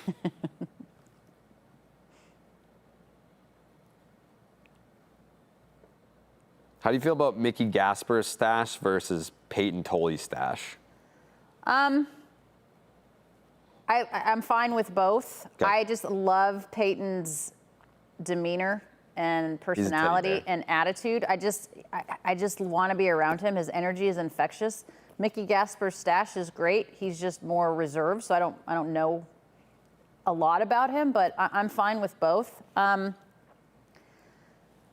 Why is Wilyer crushing lefties this year, Pat? Because last year he really, really struggled, and it was a point of contention and conversation. And now, for whatever reason, that's not the case, and he is able to hit lefties. Well, I think he's more selective this year, and when he faces a lefty, and he's matured a little bit to where now he knows what these lefties are doing to him, and he knows how these lefties are pitching him a little bit more now. So he's being selective up there, and he's getting his pitches. And when he gets his pitches versus lefties, he's not missing them. Whereas last year he would get certain pitches versus lefties, but he'd miss them still. One thing that was said about him, Jared, is that he was really open to being coachable about it. Like, he was willing to take in the information and didn't take offense to the fact that he was told that he needed to work on hitting lefties. Yeah, I mean, he's got a great attitude about it. And, you know, to your question that you asked, Pap, like, I think it's just a matter of they're letting him. You know, I think it goes a long way when your organization has confidence in something that maybe you weren't given opportunities to do prior to that. Like, his opportunities against left-handed pitching were very far and few between coming into this season. And then there were spots where, you know, Alex Cora would give him an opportunity to hit against the lefty, and he would deliver here and there. But whatever the numbers said was, you know, we're not gonna trot you out there. And then at the start of this year, it was we're a full go for Wilyer against lefties, and I think that he has done everything he could to prove those people right that have given him that opportunity. Yeah, I think that's a great point, Jared. It's a mindset, you know? I mean, he had to put in his mind that, you know, I'm going to be facing lefties this year, and I've got to get it done. And like you said as well, Jared, I'm going to get my opportunities, and I can't let these opportunities pass by. It's a great point. Mm-hmm. Yep, it can be mental with guys. Like, I think that that's part of it with Jaron to an extent, was because they went back and forth. You know, like 2024, it's like, yeah, you can face righties, you can face lefties, and he did okay. And then in 2025, they were like, yeah, we don't want you to face lefties. So then his confidence against lefties starts to waver because the organization is telling me I can't hit lefties. So they must be now, right. Yeah, so now I'm going to believe that I can't hit lefties. And, you know, there was a time in his career where, you know, he wasn't crushing lefties, but he wasn't someone that I was going to bench against lefties and make him a platoon player. So the mental part of it is definitely more than I think fans realize. Pap, is that Especially what in the kind of game of makes a baseball. superstar too, though? Like, guys that can, like, you put them in the lineup regardless of the handedness of the pitcher. I mean, is that what, you know, makes certain guys elite? Like the superstars in our game, the Freddie Freemans, the Matt Olsons, the Aaron Judges, like the guys that no matter who, you don't even have to look at who the pitcher is that day. You're penciling them in no matter what. Yeah, there's no question about it, Alanna. I think, you know, you look at guys like Shohei Ohtani, who can hit lefties better than he actually hits righties. It's a mindset, and it's a mental exception from, like, okay, I'm going to accept this, and I'm going to have to go out there and prove to myself, not only myself but my manager as well, that I can hit both lefties and righties. And I think that, you know, in Wilyer's case, that once you start to see that, hey, I can do this, and I know how I have to have an approach against these lefties, and I can go out there and have effective bats against lefties. Then I think I really do Nikowski think just that got makes a big difference. Is that CJ? It is. It's CJ Nikowski. It's a great grab. Is it? Yeah. Oh wow. Good for you.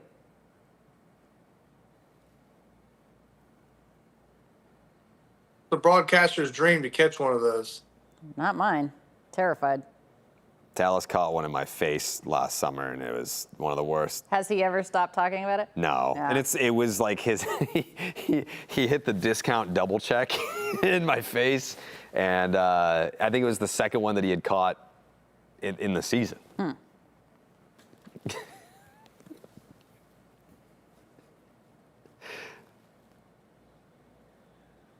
Discount double check. Yeah. Those commercials. Yeah. This is a long at bat for Contreras, Pap. 12 pitches so far in this one. Yeah, this is what veteran hitters do, man. They wear down pitchers, and until he gets his pitch, and he's fouling off all these pitchers' pitches. He missed one right down the middle. Oh. He just missed that pitch.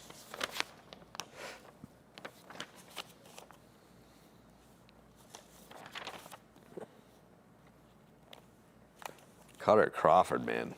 Where you been? How far is he away? Yeah, I haven't heard an update on him in quite some time. Far away. He hadn't even been like He hasn't even off picked of a up a mound baseball? whatsoever. No. Yeah. I think he was like on the mend and then re-injured himself in a non-baseball injury, if I do recall correctly. Which I don't understand, man. Like, I never had a non-baseball injury during my career, but like I last literally, year, I just dropped an 86-inch TV on my thumb yesterday, so like, I get it, dude. Like, stuff happens. Pap has people to move his television yeah, for bro, him. we got people to do that.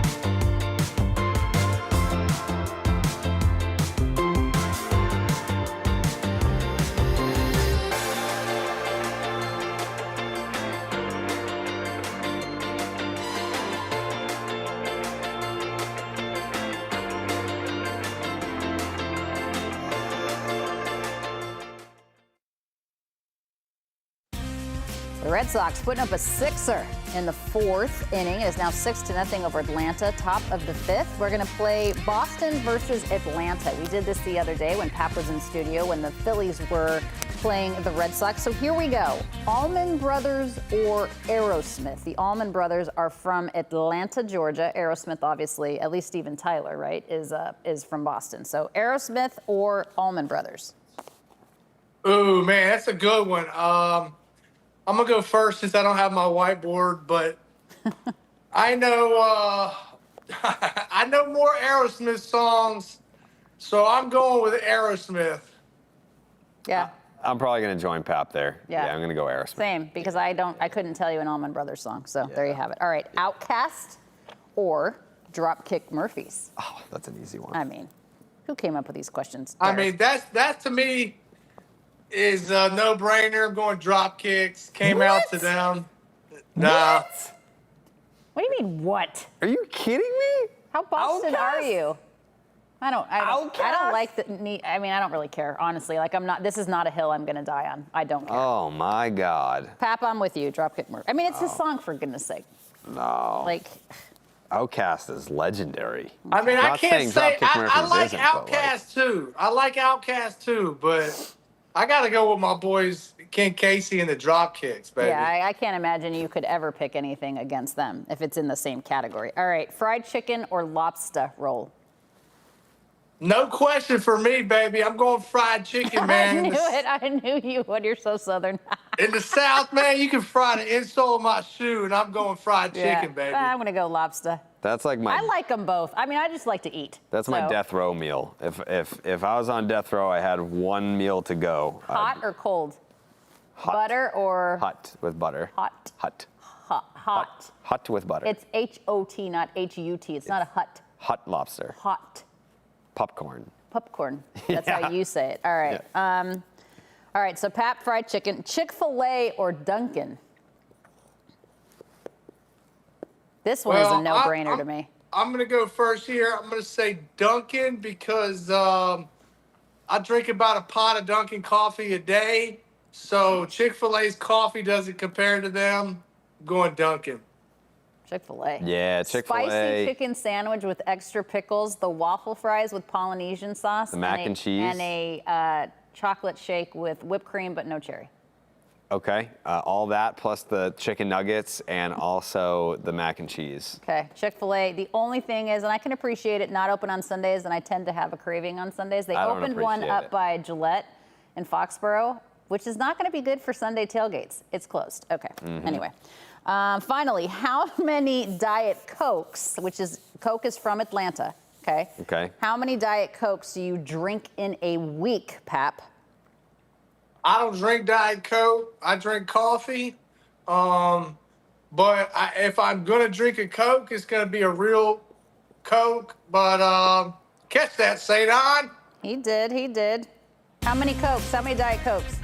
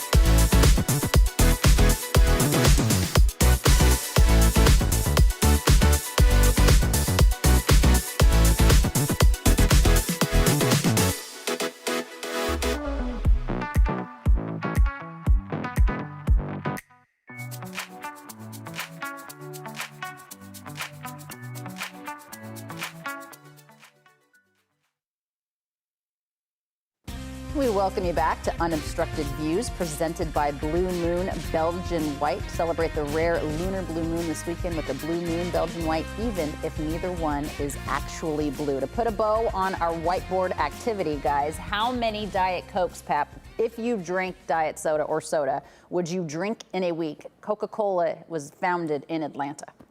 Yeah, I'm a Coke guy, so if I'm going to drink a Coke, it's going to be a Coke, not a Diet Coke. Coke Diesel? Yeah, Coke Diesel. So Coke Diesel. I'm saying a couple Cokes a week. Okay, Jared. Okay. I'm not a... so when I go to Fenway, I go up to the Aura Club, and they don't have CZs. Can we get over here? Oh. Okay. Did he catch that? He did. Oh, my Lord. Got that. Yeah, I also drew on myself, so I'm gonna have to figure that out. Ellen, if you're watching, how do you get What? That's dry You're eraser? still talking to your mom about your laundry too? Yeah, how do I get dry eraser out of a jacket? I There's don't know. no way Ellen is not watching. Shout out to Mama Carrabis. Shout her out. Yeah, I'm a CZ guy, but I'll do a What DC. the hell is CZ? Coke Zero. Oh. Yeah, but I'll do a DC at Fenway because they don't often have CZs. Okay, But I'll well, put down like 3 CZs a week, maybe. okay. I'm surprised you drink soda. That surprises me. Really? Me, I'm a little fluffy, Alanna. I don't know if you know this about me. I'm going to say Pepsi over everything. What? I do not like Coke. I do not like Diet Coke. I don't What? like Diet Pepsi. It's only regular Pepsi, fountain Pepsi preferred over can, but I Who do are have you? cans. I do have cans, and it's the minis. It's the little ones. So you're not drinking the 12-ounce ones. It's just the little guys. And I'll do about Can't 4 a week. stand Pepsi. Oh, Pepsi's the best. You guys don't know. It's No, the no, no. best. All right, so I'll say Pepsi this. is I'll the say best. this. If I go to a restaurant and they're like, you know, if I'm like, hey, Coke, and they're like, is Pepsi okay? I'd be like, yeah. But I don't think, like, I've never met a person who sits down and says, can I get a Pepsi? And they're like, is Coke okay? That's me. I'm a Pepsi. I will not drink Coke. I've never met a person like that Now in my you life. have. You're welcome. Wow. Yep. Now you have. Pepsi. But I do like Pepsi. the fountain I like Pepsi. Pepsi products. I like Fountain Pepsi's the Mountain bomb. Dew. My husband loves Diet Mountain Dew. But And he that- drinks Diet Coke. He prefers Diet Coke over Diet Pepsi. Yeah. But he will drink Diet Pepsi. From what I understand, it's kind of like the same, I guess, like nutritional value, Diet Coke and Coke Zero. It's more just I mean, let's be honest. You preference. can clean out a carburetor with any of them. So I don't know that we should be drinking it. But Yeah. if we were, there you have it. Yeah. Shout out Keith Folk, man. What a guy. What do you know about Keith Folk? He's in the booth right now with OB and Sweet Lou. Yeah, I know that he was a free agent after 2003 with the Oakland A's and signed with the Boston Red Sox as a free agent, won the World Series in 2004, recorded the final out on October 27th, 2004 at 11:40 p.m. The Boston Red Sox won the World Series. Things didn't go so well from there, but you know what? It's because he went out on his shield. He went out on his shield. Shout out to Folk. He should have been World Series MVP in 2004. All I ever needed to know. Thank you.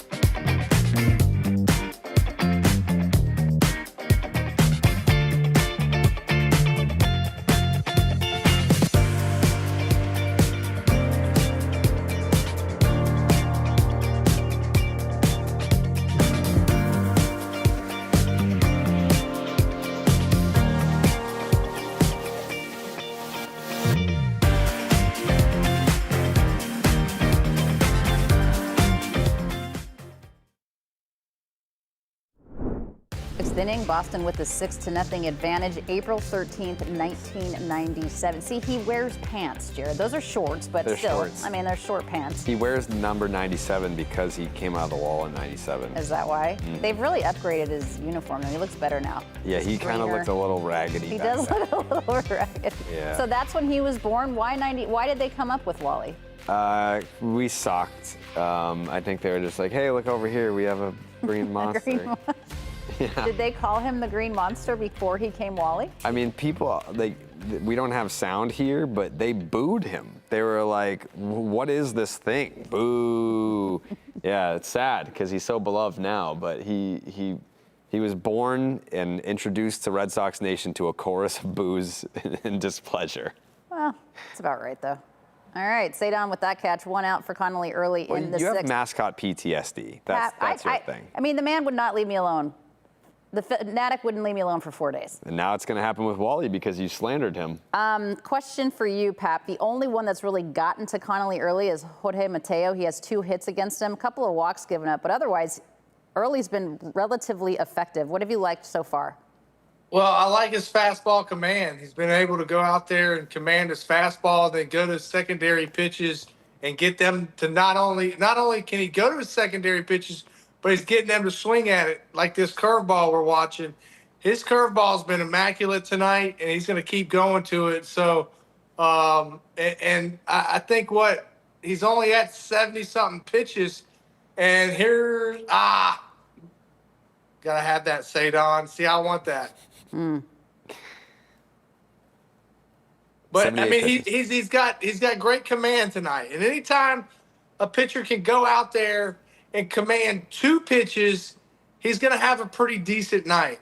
But anytime he can command 3 pitches like he's doing with his fastball, his curveball, and his changeup tonight, he's been able to command all 3 of those. And whenever you can do that, you're going to have a really, really successful night and be able to pitch deep in the ball game like he's doing tonight. That's interesting that you say that, because I always thought a 2-pitch mix would be effective if a guy came out of the bullpen, and that you would need more effectiveness on a lot of pitches if you were a starter. So 2 is good for a starter, 3 is that much better if you can be effective with all of those, is what you're saying. Yeah, that's right. And usually your bullpen guys, if they come in, they have 1 effective a pitch, you can get by, but 2 is always better. You're going to have a great night with 2. Okay. So, yeah, he's controlling those 3 pitches and being able to throw them for strikes and being able to get them off balance to where he can go to that curveball and they can swing and ground ball or pop it up. They just showed an ad for the Red Sox fantasy camp. You ever do that, Pap? Never been to fantasy camp. No, I can't say that I have. Interesting. Have you? No, I would love to. As a participant or as like a As a player? participant. Yeah, I would love to go down there and hit some tanks with Johnny Gomes or something. Yeah, no, I like my AC joints, and I like my elbows and knees to still be intact. So It's fair. I get asked every year, and I always come up with some lame excuse. Well, so, now they're going to know, Pap. Damn. This is not a secure line. People are watching us. Yeah. Yeah, they'll ask him to do fantasy camp. He's like, nah, I don't want to risk it, but I will go drill Jared in a charity game, and that I will get out of bed for. Yeah. Wait until you see our new promo for Unobstructed Views of Pap pitching to Jared. See, if we win an Emmy for anything, it should be that commercial, because I had to try so hard to act like I couldn't take Pap deep. Like, it was so hard. I mean, here by we taking go. him It deep, was the so studio is what, 40 feet? Here we go. Let me offer a correction. Like, I couldn't put a wiffle ball through that screen back there. There's Folky. Yeah. There he is. Is that the final 04. out? Look at you guys. How cute. Last out. Back when men were men. 04 champs. Every time I run into Millar, 04 champs. Yeah. 04 champs. I'm glad that he was here for that. That would have felt awful. He's one of my favorite people. He's the best. Speaking the real of 1-5. Emmys, didn't they just have the Emmy Awards? They had the sports Emmys last night. Yes, they did. But that was the difference. You're talking about the national Emmys. Those were national. We're talking about our regional Emmys, which have not occurred yet. That's on June 6th, the regional ones. That's the one that we're up for on Unobstructed. Yeah, make sure you vote on Unobstructed Views. Here we go. I don't know that they can vote. It doesn't work that way. Oh.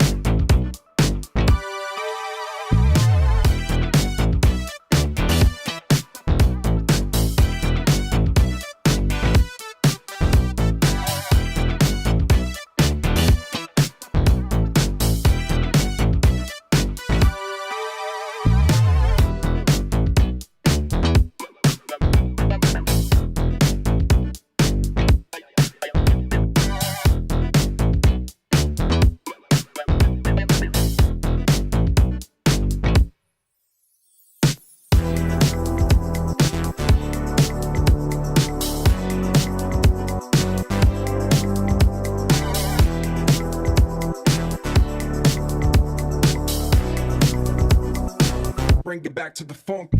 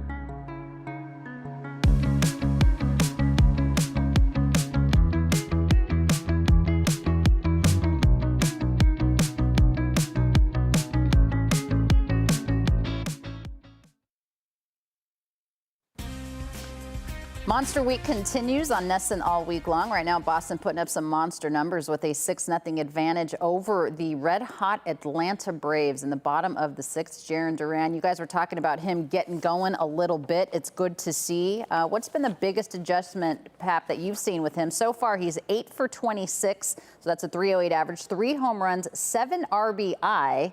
In his last 6 games. What is he doing differently offensively? Another single here. Well, I think what we just saw right there, Alanna, that ball was on the inner part of the plate, and he's reacting to the ball in, and he's letting it fly, right? So that means he's on time to the ball inside. We haven't seen that yet out of him this year.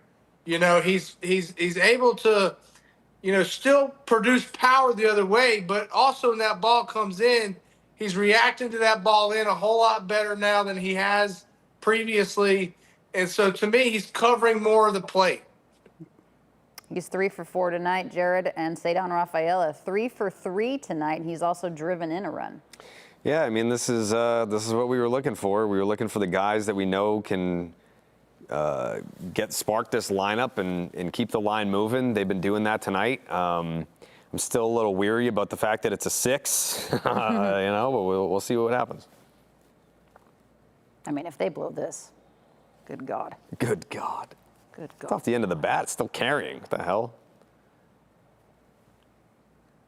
That's some carry to it. That's what I'm saying. So, like, everyone, that other game the other day over the weekend with Connor Wong not going around second base, the third fast enough, and then IKF pimping it, but should have been on third, all the people.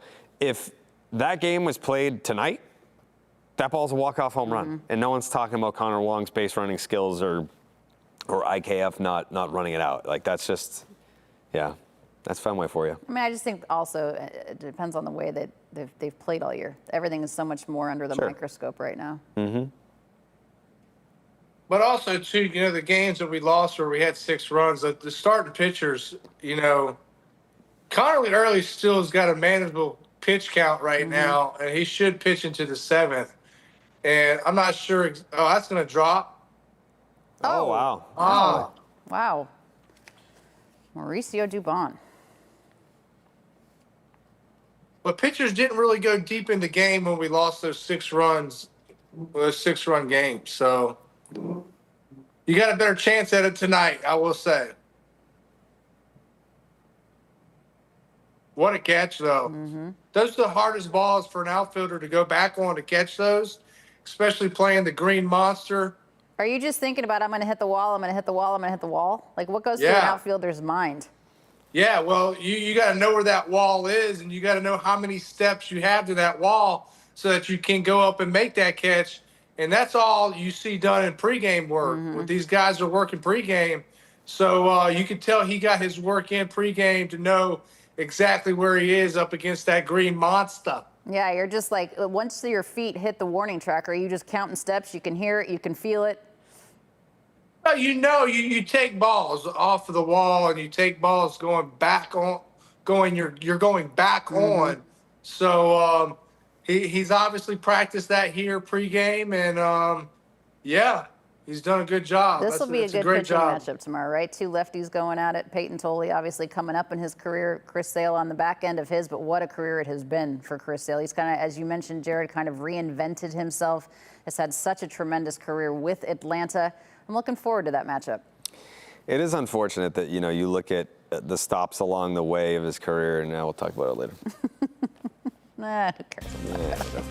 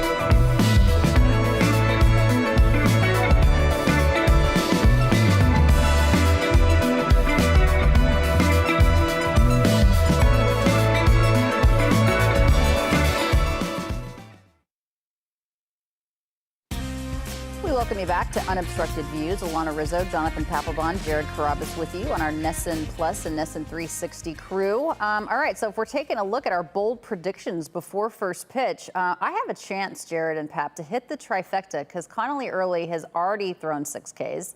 Boston already has more than 9 hits. Pap, you need a couple more punch outs from Early to hit anything, and Jared is okay with the 5 2/3 because here he is on in the 7th inning. Yeah, well, he should have had one already, but we didn't ABS challenge it. So I'm counting that one, Alanna.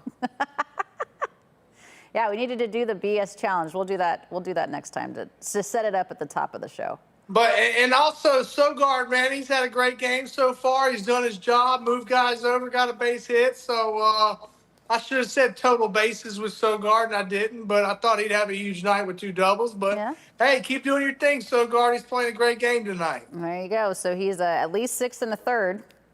There you have that.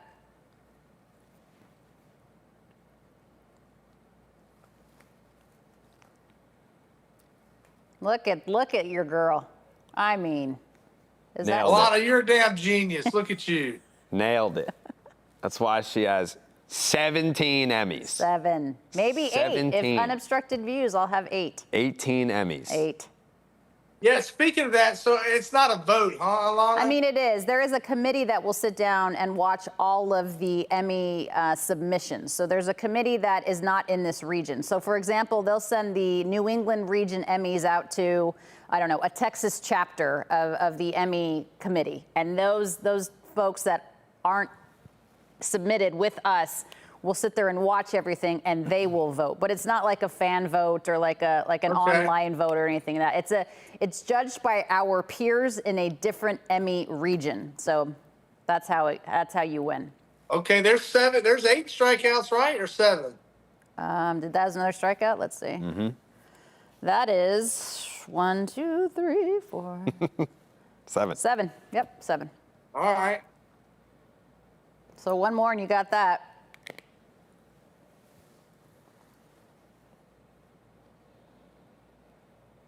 Got a man say, Don? No. Is he going to stretch that? Nope. He's out. Got I don't him. know. I don't know. Nah, he Unless he went back missed to the tag. re-tag him. He went back to re-tag him. I think he's safe. What do we got, Brentley? Nah. Nah.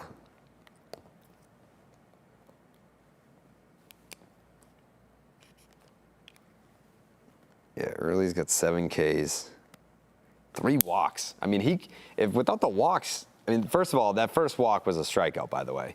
So I'm going to count that as 2 walks. But without the 3 walks, right. we're looking at 8 shutty. Yeah, that's good.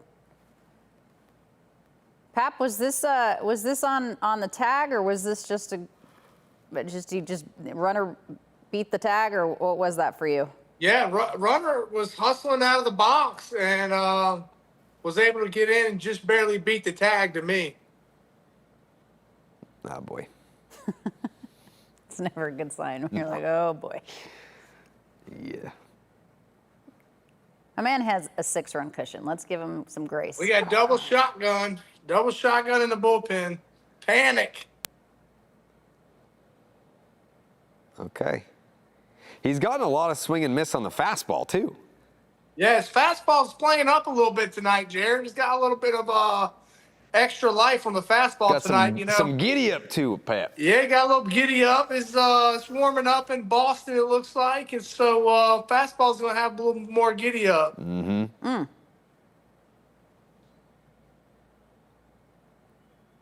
Finish strong here.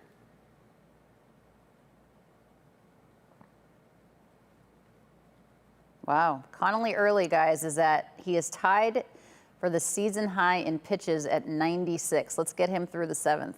Curveball. Ooh, change up. That Great worked. pitch. Let's Oh, boy. go. 7th Nice shot outing. for the kid. Nice outing. Beautiful. Connolly Early. Love it. Beautiful.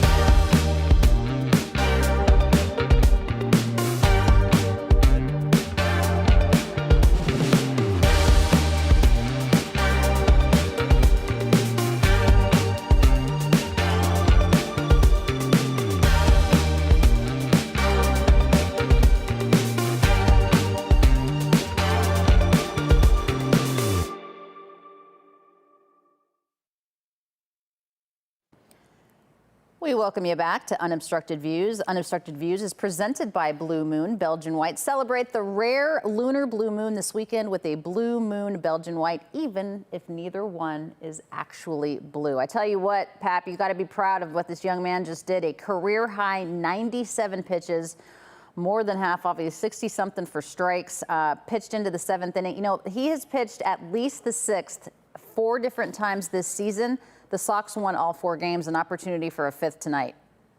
Yeah, I tell you what, man, he's really throwing strike one well, and you know, and getting ahead of hitters. I mean, I know he has the walks tonight, but he's limited those walks to in no damage, and he's had situations where he's gotten in a couple rough patches. He's pitched his way out of them, And it's just overall tonight, just from A to Z, just had a great outing. I mean, he's done so many things well tonight, and that's the reason why he was able to pitch all the way for the seventh inning. He came up late last year, Jared. September 9th, 2025 was his debut, or I believe that was his debut, yeah.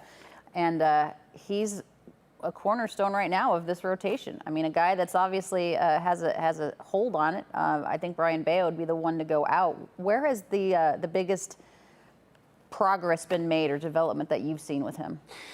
Yeah, so I think it's been the fastball velocity. Like, he wasn't someone that threw very hard, or we expected to see him throw very hard. I mean, 2 of the first 3 starts that he made in the big leagues were both against the A's, and then the playoffs started, and then he ended up, and then Lucas Giolito ended up going down. So then it was like, all right, I guess Connolly Early is our playoff Game 3 starter. And I mean, he looked poised out there. So we learned a lot about him pretty quickly. And then you go into the offseason. You sign a Ranger Suarez, and you're thinking to yourself, well, I mean, Garrett Crochet is your ace. You bring in Ranger. Peyton Tolley is the top pitching prospect out of, all your pitching prospects. You're super left-handed right now. So is Early going to be a guy that breaks camp? Is he going to be a trade piece? And he kind of just said, right-handed, left-handed, I don't care. I'm going to be able to contribute, and he has done that and then some. I think also, too, if you ever watch him on his non-pitching days, he's sitting by Garrett Crochet, and they're watching the game together. And, that goes a long way to learn the game from a guy like Garrett Crochet and say, hey, what are you seeing here? What would you do in these situations? And, just watching the game with another big leaguer that's been there, done that, and has had success, and you're both left-handed pitchers, I think that has a lot to do with it as well. Garrett Crochet, hopefully back in a couple of weeks, guys. I had a quick conversation with him over the course of the weekend. He was throwing a bullpen over the weekend. He did that, said he felt great. Next up would be like a simulated game or a rehab assignment. I asked him which one he preferred to do. He said there's really no difference in terms of which. But obviously he's chomping at the bit. The biggest thing is, how does he feel coming out of it, right? The execution, how's the execution, and how is the feel? So hopefully back in a couple of weeks after either a couple of sim games or a rehab outing. That would be a big boost, Pap. Yeah. Hopefully, because, when a pitcher goes on the IL and they return, the last thing that usually returns is the fastball location and being able to locate your fastball. And there you go, Mickey Gasper. And so his first start back, I'm not really necessarily concerned about his location of his fastball. I'm more concerned of his velocity. That'll tell me a whole lot more on how he feels, because he won't have the command that we're going to used to be seeing. He just won't have that. So hopefully his fastball velocity will still be there. And if he has that, then that's something that he'll work on and continue to get better with and get his fastball command back as each start comes.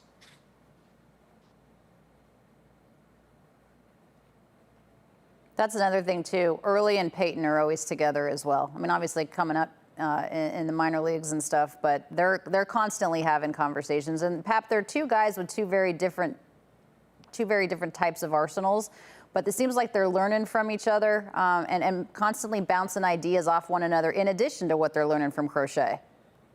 Yeah, and that's what starters do. Back when I came up, a lot of times I'd watch starters, chart the games, especially if they were pitching in that game. They would chart game, keep score.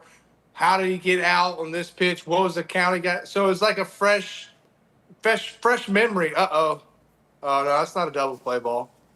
But, they would watch those games so intently when they would chart the game. And so, that's essentially another way to watch the game, but without charting it. Nobody charts games anymore in the dugout. But you're sitting there with somebody else and you're talking the game mostly about that starting pitcher who's out there right then and there, about how he's going about his business and what he's doing successful and what isn't working. So I like to see that out of the young guys.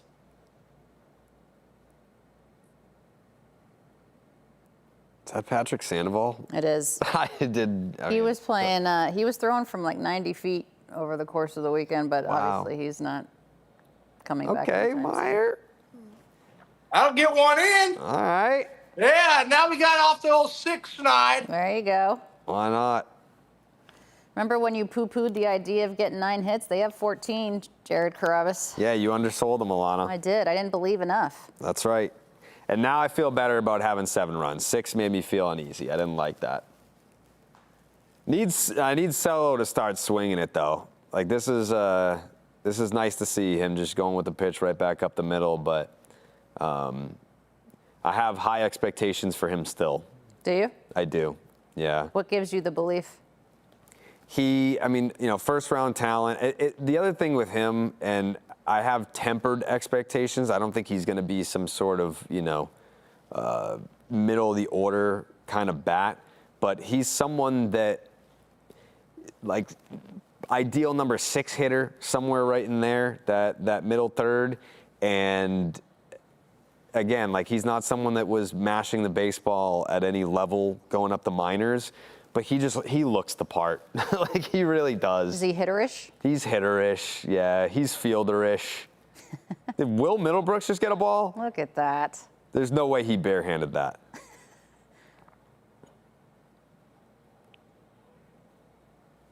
Also, I believe that knock for Cello was on a changeup. And against off speed, he has been dreadful this year. So that's another great sign.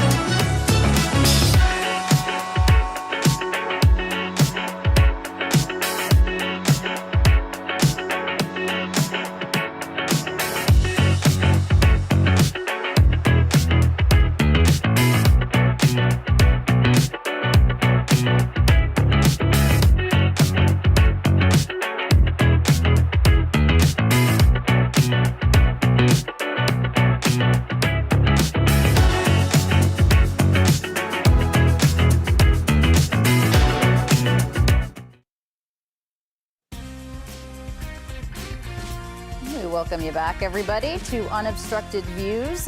So this whole thing about tarps off has been going around. I know it started many moons ago, but this year, recently, it started with the St. Louis Cardinals. There was I don't know if it was a minor league team or a high school team or whatever, going on in St. Louis, and Oliver Marmol, the manager of the Cardinals, invited them in, and it just went nuts. And then it went to Detroit, and then it's like moved around. So Tyler Milliken, your boy, decided that he too would participate in this, and he's not a young man, Tyler. He's not like a high school kid, not a college kid, really. No. So you wanted him to make you proud? Like, can you please take us through this? I this did whole not. Tarps off movement? Yes, I mean, the tarps off movement, it can't be stopped. It's spread through ballparks all over across America. I am not responsible for Tyler Milliken joining the tarps off movement. There was actually, the Braves were in town last year. Matt Olson hit a home run up on the green monster. It was a very funny moment. We were arguing whether or not Steve was going to throw it back on the field or not. And then I believe it must have been Duran. Who else would have done it? Hit a triple, and we do nips for trips, and he took his shirt off, and the security guard. Oh, I thought you meant like nips, but no. No, okay. nipples. Okay. And yes, so then the security guard came over and was like, I would throw you out. If I wasn't on my bathroom break, I would have thrown you out. I only saw it on TV. Is this the home run? That's crazy that you guys have that quick. Yeah, so there's Steve. Mikey's telling him to throw it back. Steve's like, I'm not throwing it back. I'm not throwing it back. Tyler's like, you got to throw it back. Please throw it back. It's literally a sitcom. Like, I can't believe that this happened in real life. The ball would have hit me in the chest, but I had to go get Danielle at gate D, so I was not there. So I looked up and saw the TV. I was like, you've got to be kidding me. Like, there's absolutely no way that this is happening in real time. But yeah, so like, he's no stranger to taking his shirt off at Fenway. Okay. Like, he was kind of ahead of the tarps off curve. But I believe it was Friday. Where did nips for trips come out? Like, how did this come up? It's a great question, Alanna. I don't have the answer for you. I think it's just something that started and it never stopped. Okay. You know, but I was sitting at my seat, and I saw all the guys in center field going crazy in the top of the ninth, and I looked up. Tyler was gone. Okay. Then the bottom of the ninth happens, and he's over there amongst his people. I had no control. I had no say. There was no instruction. Pap, when you're bull riding, are you taking your shirt off? What would cause Jonathan Papelbon to go tarps off? Been tarps off all week here down at the beach, Alanna. Well, that's obvious. That's okay. That makes sense. But Any sporting events? I tell you what, you give me some Jägermeister after a big home win, and I can go tarps, boxes on the head, tarps off, dance in your underwear. Boxes on the head. Okay. I can do it all.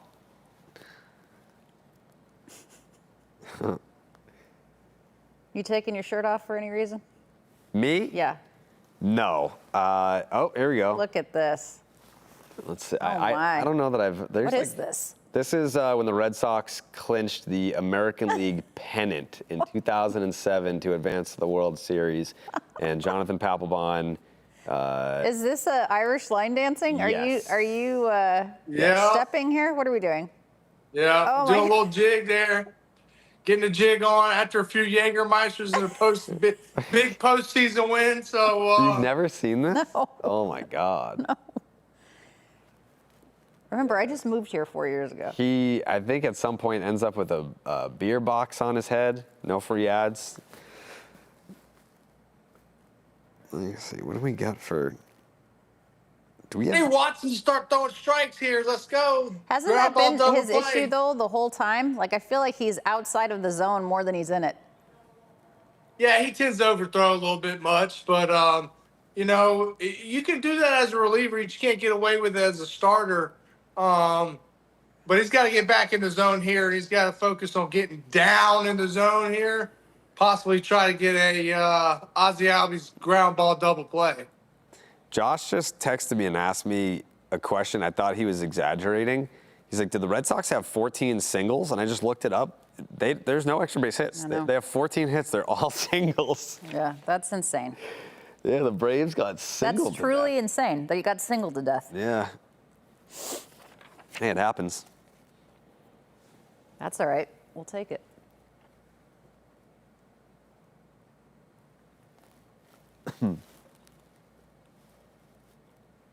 Stay down in the zone, Watson. Get you a ground ball here or a strikeout.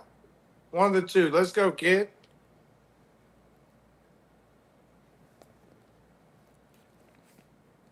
Have you seen Ozzie Albies' YouTube channel? It's nice. What does he do? It's just all like his fish. Oh, he loves, yeah. He's Super all, passionate and he's all knowledgeable that. about fish. You know, it was really cute. The other, I don't know, it was a few weeks, it could have been a couple months ago now. He actually went to a local high school in Atlanta and taught the kids how to, like, take care of the fish and the fish tanks, and it was very sweet. Good guy, Ozzie.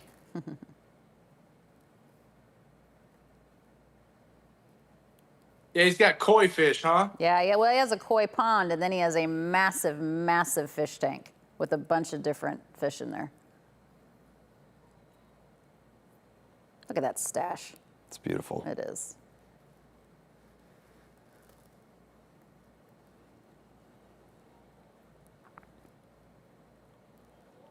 I'm glad we got a so far a 7-0 ball game for Unobstructed Views, but man, I would have been really excited to watch Toley sail. That would have been cool. Yeah. You think Marcelo plays tomorrow? That's your shortstop, right? Got to put him in there regardless, huh? Yeah, I think he plays, yeah. What Can are we you gonna challenge do? that? IKF? That's short. I mean, he has played there before. He has. This season. He has. It's been Story, Sogard, IKF, Marcelo. I'm missing somebody. Story, Sogard, IKF, Marcelo. I want the shutout. I'm going for the shutout now. Let's go. Get your act together, Watson.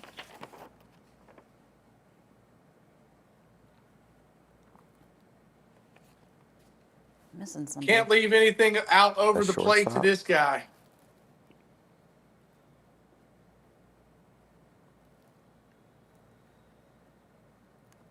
Although he is 0 for 2 tonight.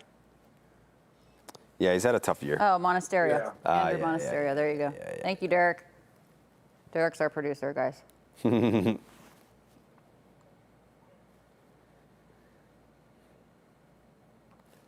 Yeah, he's had a tough year, but leave it up to Brian Bayo to get him hot. Brian Bayo got him hot last time we played him. I do recall. He's just not making improvements, huh? Not enough to. Well, Brian Bayo left the two-seamer right over the middle of the plate, and he took him deep. There you go. Easy out.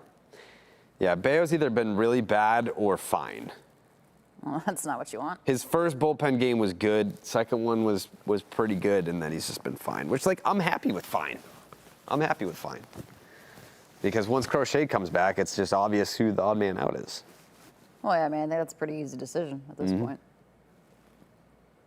Yeah, at this point, I think this decisions have probably already been made once Crochet comes back.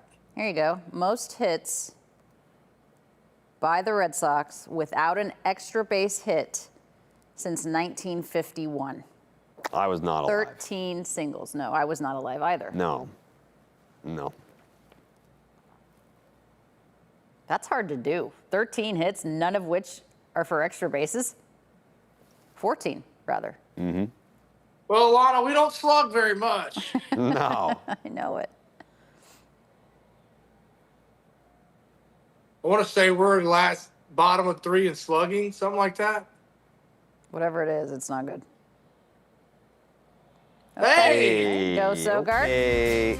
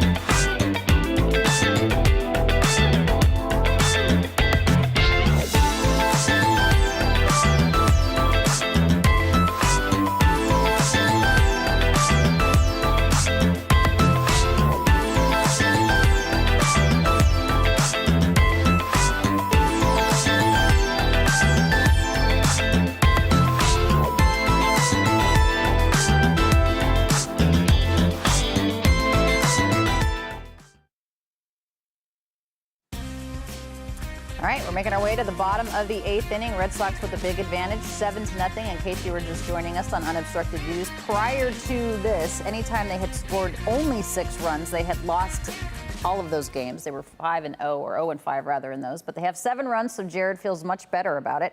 Okay. Jonathan Papelbon is remote, of course. Alanna, Rizzo, Jared Carrabis with you. Jarren Duran, a good night for him so far, guys. He is 3 for 4, 3 singles, but that's all we've had tonight. 14 singles. We'll take it with the 7-0 lead. Gotta love it.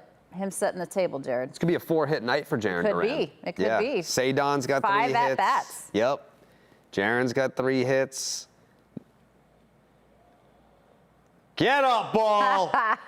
Smell you later, Jarren Duran. He's hot. They let Jarren Duran get hot. Big mistake. Huge mistake. Huge. Somebody's getting hot, baby. Let's go. 4 hits and a homer for your leadoff man. There goes the extra base hit we were talking about. Yeah, Touch them all. He blew it. Look at Pap's meat. That's the best thing ever. That's the best. That thing never gets old. I mean, it's about time, though. You know, I mean, this guy is just—he's been tweaking with his leg kick, his arm, his hands. I mean, it's about time we got to get this guy going. I mean, I know he's facing Jesse Carrasco, who Carlos Carrasco. Or Carlos Carrasco, who's been in the league for 20 years now on his last leg, but I'll take it. Yeah, Cookie has been in the league a long time. You were right. I can't believe he's still kicking around. I thought it was over after the Yankees let him go. Well, I am glad because he's a cancer survivor. Yep. Yep. Cleveland legend. It's a hell of a career, man. Yeah. Oh, that no rotation doubt. Back in 16 was nails. Yeah, they had a lot of slingers back then. They were 5 deep.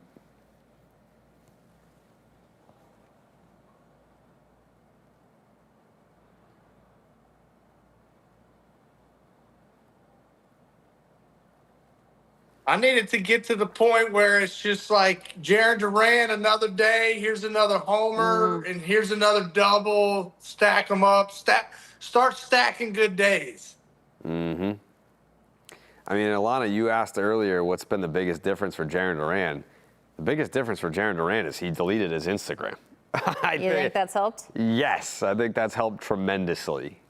He gets in his head a lot, for sure. Yes, clear your head. And you think that's coming from the fans and everybody else, and just well, I think the fans are on him all the time for everything, and I think it is. I mean, you know him well, so why did he ultimately do it?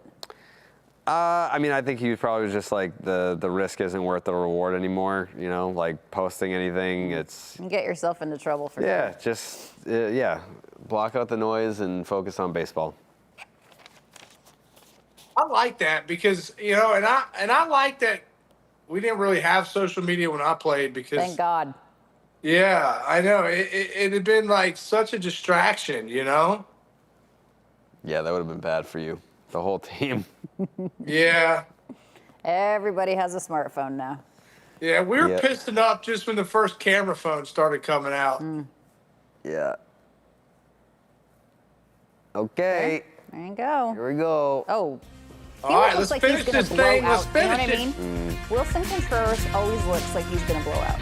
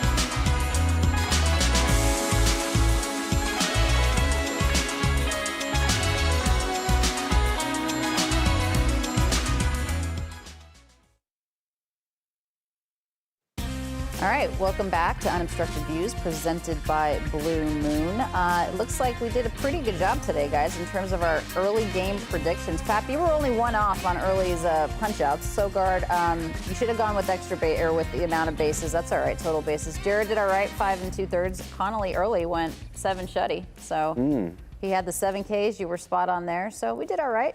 No Okay. Abreu home run, but Abreu drove in 2, so you'll take did. that. You don't take it all day. That. Yeah, happy about it. But out of the 3 of us, I did the best. You did the best. Okay. Yeah. Well, you definitely did the best. You've seen much more baseball than we have, so we'll give the credit to you. I just wanted you to acknowledge it, that's all. It's fair.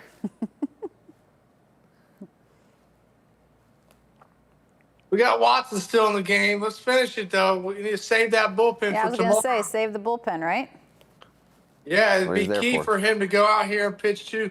There's a can of corn by Sadon. There we go. That'll It'd work. be key for him to finish this game and save the bullpen for tomorrow with the big matchup.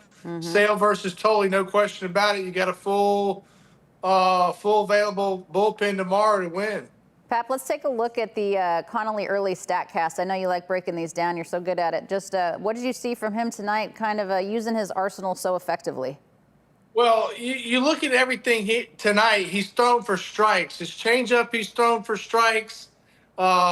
His four seam, he's thrown for strikes. And when he needed to get a ball down off of him, he went to his slider tonight. And his curveball was immaculate in being able to get them to swing at that and throw that for strikes and balls, not only just strikes. It's key for him to be able to throw those for strikes and then come off of them throwing for balls. So he did a phenomenal job of his ball-strike ratio and throwing that first pitch for strike. And also on top of that, he did a great job of getting the first hitter of every inning out tonight. I don't think he did every inning, but most innings he did. Yeah. A couple of walks to begin the inning, but that first one could have easily been a strike. Should have been 8. Yeah. It should have been 8. But it's not, so I win.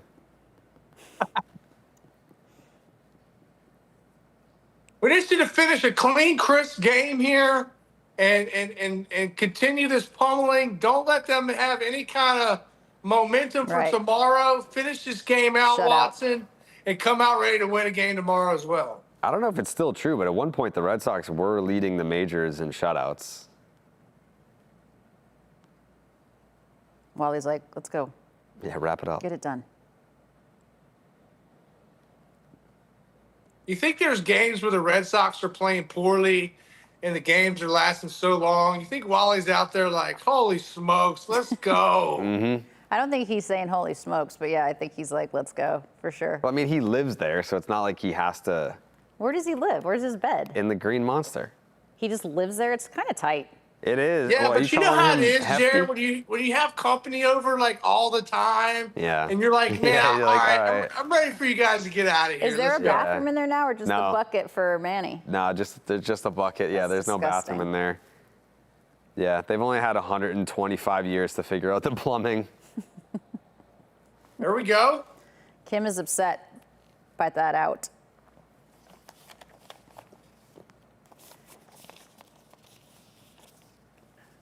Third most shutouts. They have 6. Okay. I mean, look at the Red Sox spraying the ball all over the field tonight. Look at Love these. that. A lot to the left. Look at these exit velos, man. Hitting the ball hard too.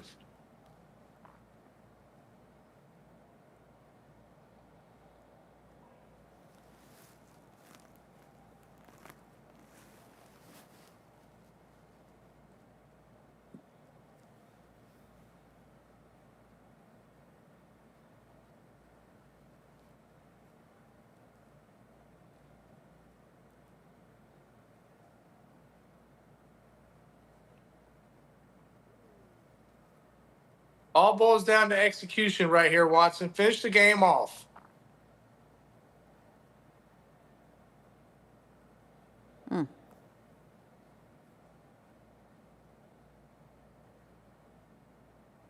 Great shot of the bullpen right there. Those boys should be rested up for tomorrow. Ready to beat Chris Sale. in Fenway Park. Gotta love that.